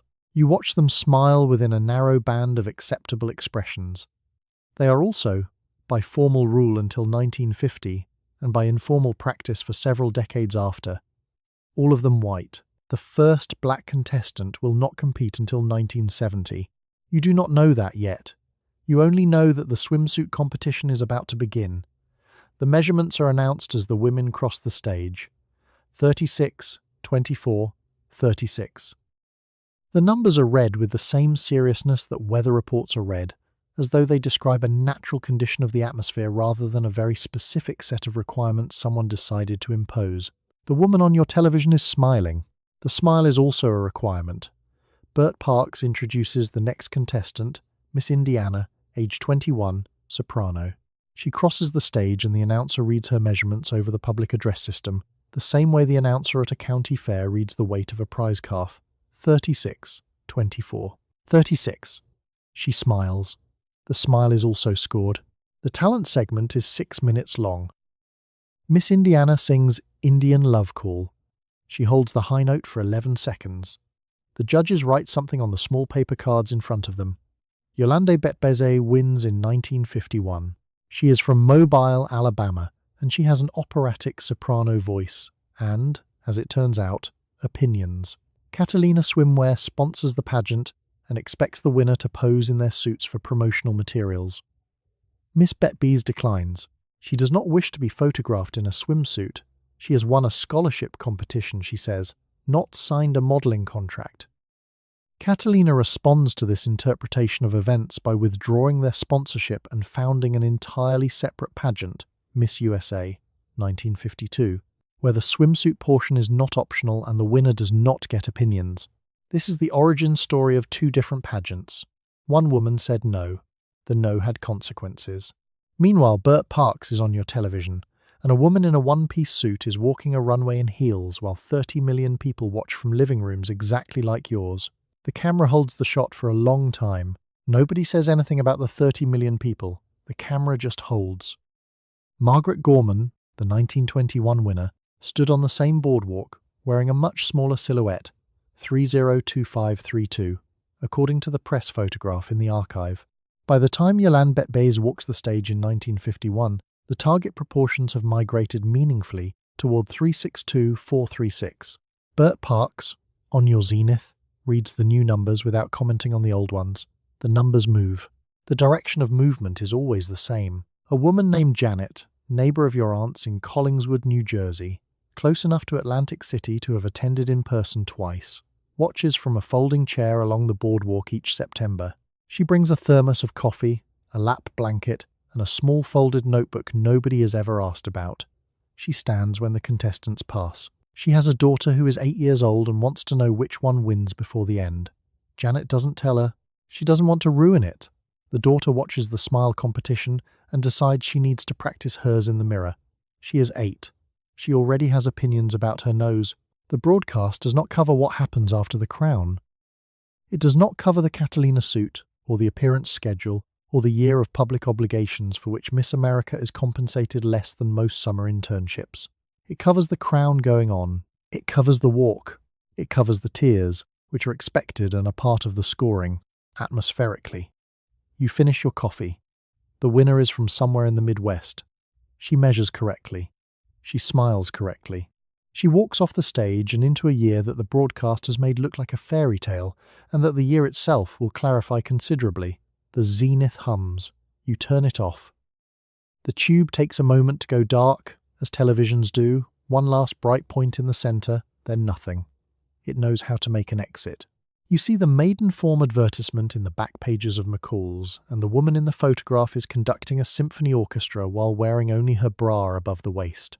The caption reads, "I dreamed I conducted the Philharmonic in my maiden form bra." The campaign has been running since 1949 and will continue running until 1969, which is 20 years of women in bras doing public-facing jobs in their imagination. You look at the photograph. You consider whether you have any dreams of your own. The advertisement does not require an answer.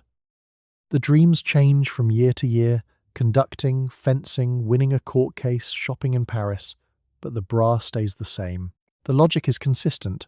Whatever you imagine doing with your life, the relevant garment is already there. The maiden form marketing team appears to have believed that the primary obstacle between American women and professional achievement was adequate underwire support. They ran the campaign from 1949 to 1969, 20 years of dreams. Nobody in the building cancelled it. The ad is not showing you putting the bra on. That part takes a few minutes and some spatial reasoning, because the bra of 1955 is a structural object, stitched conical cups, engineered for a silhouette that points forward and slightly upward, as though the torso has somewhere to be. The bullet bra has seams, real seams, in concentric circles, pulling fabric toward a fixed apex. Under a sweater, the effect is architectural. The sweater doesn't hang, it presents. Dorothy, the woman behind the maiden form counter at Gimbel's on 33rd Street, is watchful, efficient, and reliably unsurprised. She straightens the display rack with 2 fingers and doesn't look up when you approach. She can tell your size by looking. She's been doing this since 1951, and she has opinions about projection angles that she doesn't share unless asked. She hands you a box, already knowing. The box has a ribbon. Of course, the bra is only half the picture. Below the advertisement's careful frame sits everything the photograph chose not to include: the girdle, the garter clips, the nylon stockings, already developing a tension-run anxiety along the ankle. The stockings cost 89 cents a pair and run for reasons that range from fingernails to doorknobs to the act of sitting down. You carry a spare pair in your handbag. The handbag is already full. The spare pair goes in anyway, folded twice, wedged next to the lipstick compact and the emergency bobby pins. Because arriving with a run is not arriving at all. The maiden form woman in the photograph does not appear to have a handbag. The maiden form woman in the photograph has no visible logistics. Charles Revson understood the same principle from a different angle. His Revlon Fire and Ice campaign in 1952 asked women a series of questions. Have you ever danced with your shoes off? Do you close your eyes when you're kissed? The correct answer to all of them was apparently a specific shade of red lipstick. Revson spent more money on advertising in a single year than most American cities spent on roads, and the lipstick sold out immediately. The shade was not modest. It was the colour of someone who had already made a decision and was not reconsidering it. You reapply it after breakfast from a compact you pull from the handbag, next to the spare stockings, next to the bobby pins. The compact clicks shut with a sound like a small agreement. The morning routine has deposited you here: foundation, powder, rouge, mascara wetted with saliva, and applied with a small stiff brush from a solid cake that smells faintly industrial. Eyebrows penciled in over the ghost of where the original eyebrows used to be before you shaved them. The total elapsed time is 45 minutes on a good day, an hour on Tuesdays, for reasons that remain unclear. The magazine is still open on the kitchen counter where you left it. The 3 o'clock light from the window over the sink falls across the page at an angle that flattens the photograph slightly. Your daughter's lunch plate sits on top of it, a half-eaten sandwich, a glass with a 1/4 inch of milk, a crust pushed to the rim, covering the conductor's left arm and most of the orchestra. The ad copy in the small print at the bottom of the page reads, "Maiden form, where fashion begins." The crust has nothing to say about this. You sit in Mrs. Green's parlour on East 105th Street, which is not in the yellow pages but is known to every black woman in this part of the city. Mrs. Green heats a steel comb on a small gas burner and tests its temperature against a folded paper towel. The hot comb has been the standard tool of black hair straightening since the late 19th century. The paper towel browns. Mrs. Green nods. You lean back in the chair. Your scalp is about to learn the difference between heat and pain. Madam C.J. Walker commercialized the hot comb system in the early 1900s, and by the 1950s it's a Saturday institution in black households across the country. Not a salon appointment, a session. Mrs. Green works in a chair she's had since 1941, under a window with a blue curtain that doesn't quite close, next to a small shelf holding bergamot hair grease, a jar of Dixie Peach pomade, and a bottle of something unlabeled that she declines to discuss. The shelf has opinions about order. The shelf's opinions are correct. Mrs. Green charges $2.50, which is fair and not negotiable, and she takes it folded in half at the door. The cost that matters is the burn margin. The hot comb is heated directly on a small gas burner. No metal hood, no dryer chair, no timer, and a steel comb pulled off open flame at the wrong second touches your scalp instead of your hair. Mrs. Green tests the temperature on a folded paper towel between every section. If the towel browns gently, she works. If it scorches, she sets the comb back on the burner and waits 20 seconds. Mrs. Green knows your hairline by name. She knows the place behind your left ear where the hair grows in a small contrary spiral, and she knows your mother's name, and she knows which cousin married badly. The shelf with the bergamot is 6 feet from the front door of her own apartment. There is no waiting room. Your daughter is here too, 8 years old, sitting on the kitchen chair against the wall in her good Saturday dress, swinging her legs and watching, because she's next. She has been told not to swing her legs. She is swinging them anyway, slowly, the way a child swings them when she is trying very hard to look like she is not. The smell is different from the white salon on Euclid Avenue. No ammonia wave solution, no acetone. Instead, hot metal, bergamot, scorched hair at the margins where the comb runs too close, and underneath it all the faint sweetness of the pressing oil warming against your scalp. It's not unpleasant. It's specific. The smell means Saturday, means a week of your hair lying smooth against your head, means you're presentable by whoever is keeping score. And someone is always keeping score. Ebony magazine, launched in 1945, runs beauty features that reflect the world black women actually live in, but the pressure to have straight, smooth hair isn't invented by Ebony. It arrives from outside, with a long history attached. Straight hair reads as professional. It reads as acceptable. In 1955, acceptable is doing an enormous amount of work in a very small word. Johnson Products Company, founded in Chicago in 1954 by George Ellis Johnson, begins developing products specifically formulated for black hair. Johnson's ultra-wave hair culture hits the market and finds customers immediately because the customers have been waiting. The shelf at Mrs. Green's gains a new jar.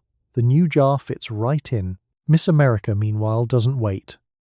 The pageant requires contestants to be white until 1950, and formally changing the rule and actually having a black contestant are two different events separated by 2 decades. Cheryl Brown doesn't compete until 1970. The rulebook updates. The room takes longer. You are not unaware of this. You read the same magazines. You see the same pageant broadcasts. The 362436 ideal printed in Ladies' Home Journal does not specify its own assumptions, because it doesn't need to. Mrs. Green parts the next section without looking up. Mrs. Green sets the comb back on the burner and tests it again with the paper towel. The paper towel browns at the edges. She adjusts. She's done this 10,000 times, and the calibration is in her hands now, not in any thermometer. She parts the next section with a rat-tail comb, smooths the pressing oil through with 2 fingers, and draws the hot comb slowly from root to tip. Your hair follows. Your scalp holds very still. This is trust, specifically, and it has been earned. You leave at 12:40. Your hair is smooth, warm, and smells faintly of bergamot. It will stay this way for approximately 6 days, weather permitting. Humidity does not permit. You read the September issue of Ebony while Mrs. Green works. The magazine was founded in 1945 by John H. Johnson out of an apartment in Chicago and is the largest black-owned publication in the country. The advertisements inside are for products that the mainstream women's magazines refuse to advertise. Johnson products, Madam C.J. Walker formulas, hair pomades with specific instructions for textured hair. The cover this month features Dorothy Dandridge in a white evening gown. The article about her marriage is on page 42. Mrs. Green knows the page number. The advertisements arrive first. The Ladies' Home Journal is carrying 4.5 million readers this year, and its cosmetics pages are wall-to-wall Pond's Cold Cream and Revlon Fire and Ice, and a shade of liquid foundation called Ivory Bisque, which is not a colour you were born with, and will not be a colour you can purchase here. The ad budget for a single jar of Pond's Cold Cream runs approximately $4 million a year. The ad budget is doing its job. None of that budget is pointed at you. Ebony's advertisements are pointed at you. There's a full-page spread for Ultra Wave hair lotion. There's a quarter page for Duke pomade, which comes in a flat tin and smells sweet, waxy, and faintly petroleum, like vanilla and engine oil, and something you can't name but recognize immediately. Johnson Products has a display for Afro Sheen that lists the product's benefits in the same confident, slightly overclaiming language that Revlon uses, because it is the same language, and George Ellis Johnson has read the same ad manuals. He founded his company in Chicago in 1954 with fewer resources than Charles Revson had in his coat pocket. His ads are in this magazine instead of Good Housekeeping, because Good Housekeeping had a policy, and the policy did not require explanation. Jet magazine arrived in 1951, smaller, pocket-sized, a digest. You can fold it into a purse. Mrs. Green keeps the current issue on the side table next to the pressing comb stand. Jet covers beauty differently than Ebony does. Shorter items, more photographs, the week's news in one hand. The Beauty of the Week column has been running since the first issue. It is a weekly assertion. Not every assertion needs to be made loudly. Mrs. Ida Watkins, who comes in after you on Saturdays, sets her ebony down on the chair arm and opens it to the fashion pages without looking. She's been doing this long enough that she knows which chair has the better light. She smooths the page flat with her palm the way you'd iron a sleeve. Once, deliberate, done. The magazine stays open. She reads. The pressing comb heats. Nobody comments on this. It is Saturday, and Saturday has a routine, and the routine has been agreed upon without discussion. The Miss America pageant did not formally permit black contestants until 1950. Cheryl Brown competed in 1970. That's 20 years of the rule technically changing and nothing actually changing, which is a specific kind of administrative patience that does not appear in the Metropolitan Life ideal weight tables or the Ladies' Home Journal. Ebony covered it. Ebony covered the gap. The coverage is sitting on the chair arm in Mrs. Watkins' lap right now, under the column about Dorothy Dandridge, under the ad for Duke pomade, under the fold. The mainstream beauty counter doesn't stock what you need and has not stocked it and will not stock it this decade. The drugstore's foundation shade range runs from ivory to natural beige, and natural beige is still a Tuesday in Vermont, so you walk to Mrs. Green's parlour on East, 105th instead. The pressing comb is heating. Mrs. Watkins is in the chair after you. The jar of Duke pomade has its lid loose because Mrs. Green has been opening it every 15 minutes since 1949. The walk to East 105th is 6 blocks longer than the walk to the May Company counter on Euclid. 6 blocks is a 45-minute conversation in slow heels. You arrive on time anyway. You always arrive on time. You teach your 11-year-old daughter how to shave her legs at the kitchen sink on a Saturday morning because the alternative is the conversation she is about to have with her friends at the public swimming pool on Tuesday. The razor is your razor, old, nicked, and reliably yours. The soap is the family soap. You demonstrate on the right calf. She watches.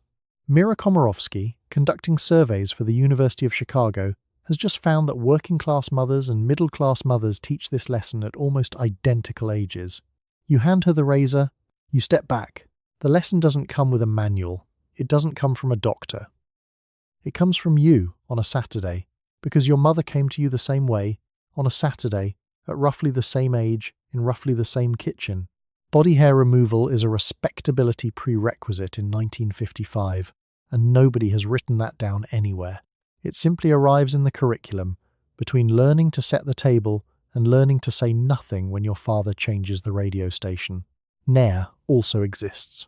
It has existed since 1940 and expanded aggressively through the 50s, advertising in the back pages of Ladies' Home Journal and Mademoiselle with the confidence of something that smells worse than it works. The product dissolves hair using a thioglycolate compound that the packaging describes as a cream, and your nose describes as a chemical argument that has already decided to win. Your daughter looks at the yellow tube, you look at the yellow tube, you both decide on the razor. This decade has opinions about legs. Stockings must be worn. Nylon stockings, specifically, at roughly 89 cents a pair, which run if you look at them wrong, which is why the spare pair lives in your handbag next to the lipstick and the compact and a folded piece of tissue you've been carrying since March. The garter belt holds the stockings up. The girdle holds the garter belt. The girdle is Playtex, probably, which means it arrived in a sealed vacuum tube like a compression bandage launched from a department store. You warmed it to body temperature this morning in the bedroom before putting it on, because latex on cold skin at 6:30 in the morning is its own kind of argument. Your daughter watches you get dressed sometimes. You've seen her watching. She's making notes she doesn't know she's making. Nair, razors, stockings, garter belts, girdles, and you're not out of the bathroom yet. The hair on your arms is a separate conversation. Eyebrows are a separate conversation, though this one goes in the opposite direction. You remove what's there and draw it back on each morning with a pencil, thin and high-arched, because the fully natural brow reads in 1955 as someone who hasn't quite finished getting ready. A woman named Gloria Menard, who works at the Woolworths counter on 5th Street, has been doing this since 1947, and she does it in under 45 seconds flat, without a mirror, by feel, while talking. You have timed her. You have not told her. The full project of a leg takes about 12 minutes if you're unhurried. You're never unhurried. The pool opens at 10. It's 7:15. Your daughter is already asking if she can borrow the good razor again tomorrow for the other leg, and you're explaining that you do both legs at once, which is how it works, which is something you also had to be told once by someone on a Saturday. Nair's advertising copy calls the process effortless. The copy was written by a man. The razor is on the kitchen counter, slightly damp, waiting for your daughter to put it back. You stand in the front hall at 4:55 and you check your face in the small round mirror that hangs above the telephone table. Your husband returns from the office at 5. The face needs to be inspected, refreshed, and resealed before the door opens. You blot the forehead with a tissue. You reapply the cherries in the snow. You smooth the cardigan. You retuck the front of the blouse into the waistband of the skirt, where it has begun to bunch under the pressure of the girdle. The door opens at 5:02. This is the 5th time today you've opened the compact. The first was at 7:45 before the children left for school. The second was after the grocery run, in the car, using the visor mirror with one knee propped against the steering wheel. The third was in the powder room at Vera's house, where the soap smelled like gardenias and the mirror was lit from both sides. The fourth was after lunch, when the Revlon fire and ice had migrated to the rim of your coffee cup and needed to be fully rebuilt from the lip line out. The compact is a small, flat machine. You carry it the way a surgeon carries a scalpel, automatically, without thinking, because not carrying it is not an option you've considered. Fire and Ice launched in 1952, and Revlon's Charles Revson spent what would now be considered an unhinged amount of money, convincing America it was both scandalous and appropriate at the same time, which is a difficult tone to sustain but which Revson managed through sheer persistence and extremely good photography. The shade is blue-red, cooler than coral, warmer than burgundy, opinionated about both. It photographs as a dark stripe and reads in person as the colour of a decision. You own 2, one for the handbag, one on the bathroom shelf as backup, because running out is a kind of emergency. The full face beneath the compact has been layered since 7 Men. Foundation first, Pond's or something from the Revlon counter, pressed flat with a damp sponge and powder set immediately after so it doesn't move. The powder is loose and settles into every surface like fine dust on furniture. Cake mascara second, applied with a small brush that you wet at the bathroom sink, or sometimes, most times, if we're being honest, just wet with your tongue, which is its own small commitment to the process. The cake sits in a flat tin and looks exactly like a Prismacolor watercolor pan, except it goes on your eyelids and you started doing this at 17, rouge third.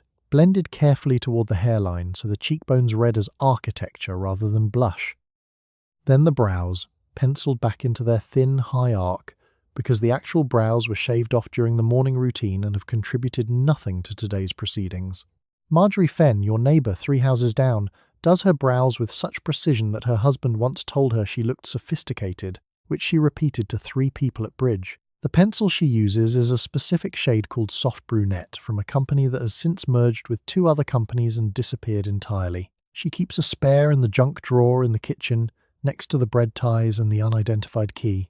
It goes on in 4 strokes. Left to right, slight upward curve, lift, repeat. She's timed it. The girdle has been in place since 8:15 this morning. It warmed to body temperature within about 20 minutes, which makes it tolerable, but doesn't make it comfortable. These are different categories, and the 1950s understand the distinction clearly.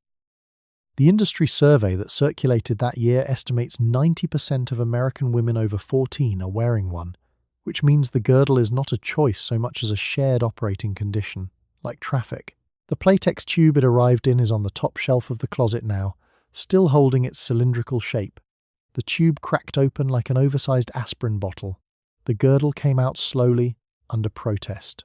The mirror above the telephone table tells you what you need to know.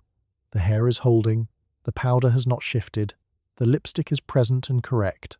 You are, in the technical language of the decade, put together. The door opens at 5:02. Your husband sets his briefcase on the bench by the umbrella stand and asks what's for dinner. You already had the answer ready by 4:30. You undress at 10:30 in the evening in the order that all of it went on, but in reverse, which is its own kind of choreography. The shoes come off first. The stockings unclip one leg at a time and are draped over the bathroom chair to be inspected for runs in the morning. The girdle peels away from the skin with a sound the magazines do not describe. The brassiere unhooks. The cold cream comes out. The pin curls go in. Tomorrow morning the entire sequence will run again, in the same order, at the same time. The stocking inspection is its own small ritual. You hold each one up to the bathroom light and run a finger along the seam. A run renders it unwearable in public. Not damaged, unwearable. The spare pair from the handbag gets promoted to the chair. The ruined pair goes into a drawer where ruined pairs accumulate into a kind of hosiery graveyard that you will deal with eventually, which is to say never. 89 cents a pair. The drawer grows heavy. The cold cream is not skincare, it's excavation. Pond's Cold Cream, the jar that $4 million a year in advertising has made feel like a medical necessity, goes on in small circles and comes off on a cotton pad, in a sequence that removes, in order, the lipstick, the rouge, the powder, the foundation, and the faint residue of the day itself. The cotton pad is a full confession of everything you were wearing. You use 3, sometimes 4. The mirror shows you a face that your husband has almost certainly not seen since the honeymoon, and possibly not then either. The pin curls go in last. You section the hair into small, flat spirals and clip each one with a metal clip that has just enough give to hold and just enough edge to make sleep an optimistic concept. A beauty editor named Patricia Lowry once wrote in Ladies' Home Journal that a crescent-shaped pillow makes overnight pin curls tolerable. Patricia Lowry has clearly never slept on a crescent-shaped pillow with 16 metal clips pressing into her skull from different angles. The clips have their own opinions about how this evening is going to go. The brassiere, now unhooked, hangs over the back of the chair with the posture of something that has had a very long day. The bullet bra holds its shape without you in it, empty, conical, and architecturally complacent, with the stitched cups pointing at the ceiling. It doesn't need you. It has a structure. You are the temporary occupant. And then you are in bed, which is the part the magazines do cover, extensively, with suggestions about beauty, sleep, and cellular renewal, and the idea that 8 hours of rest is doing something productive for your complexion. Your hair is in metal clips. The room smells faintly of cold cream and the last of the hairspray. The girdle is on the chair. The stockings are on the other chair. The compact is on the nightstand. Ready. Greta Novak, 3 houses down, has reportedly started sleeping in her rollers with a silk scarf tied over the top, a system she claims eliminates the clip problem entirely. The silk scarf slips off by 2 in the morning. Greta does not advertise this. The sequence will start again at 6:15. Foundation before breakfast, powder before the coffee cools. The whole architecture of the day rebuilt from nothing, in the same order, with the same products, producing the same result. The girdle will warm to body temperature within 20 minutes. The stockings will be straight by the time you reach the kitchen. By 7, the clips are out, the curls are combed through, and the face is back. You close your eyes. The cold cream is still faintly present on your temples. The clips remind you they are there. The compact on the nightstand doesn't say anything. It just waits. So that was 1955, a single day, 6:30 to 11 o'clock, conducted under approximately 7.5 yards of fabric and 1 vacuum-sealed tube of latex. We covered the Playtex tube, the bullet bra, the mascara cake wetted with saliva, the eyebrow pencil drawn over the ghost of where the original eyebrows used to be, the Metropolitan Life ideal weight tables, Dr. Alan with his prescription pad, Esther Mann's, in a Milwaukee living room with a scale and a notebook, Missus. Green heating a steel comb on a small gas burner on East 105th Street, Yolande Betbazy declining to be photographed in a Catalina swimsuit, and the entire combined infrastructure of Aquanet, Pond's cold cream, and Revlon cherries in the snow. The full daily routine takes approximately 90 minutes if you are fast. It takes longer on Tuesdays. We never established why Tuesdays are like that. The girdle is back in its drawer. The pin curls are clipped in. The compact is on the nightstand. The mascara tin is empty of saliva, which is the cleanest condition mascara tins are ever in. Margaret at the cosmetics counter has gone home. Doris has locked up the salon. The zenith is off and the picture has shrunk to its small bright point in the center and faded. Thank you for being here tonight. Genuinely. Sleep is the part of the day that doesn't require a clean line under the sweater, a number on a laminated table, or a small orange tablet with a manufacturer's stamp on it. You have already done the day. Whatever shape it took, whatever the mirror said, let your shoulders drop. Let the pillow take the weight of your head. Let the room go quiet around you, one small sound at a time. The pin curls are not in your hair. The girdle is not in a tube on a shelf in a 1956 closet. The small orange tablet is not on anyone's prescription pad with your name on it. Sleep well.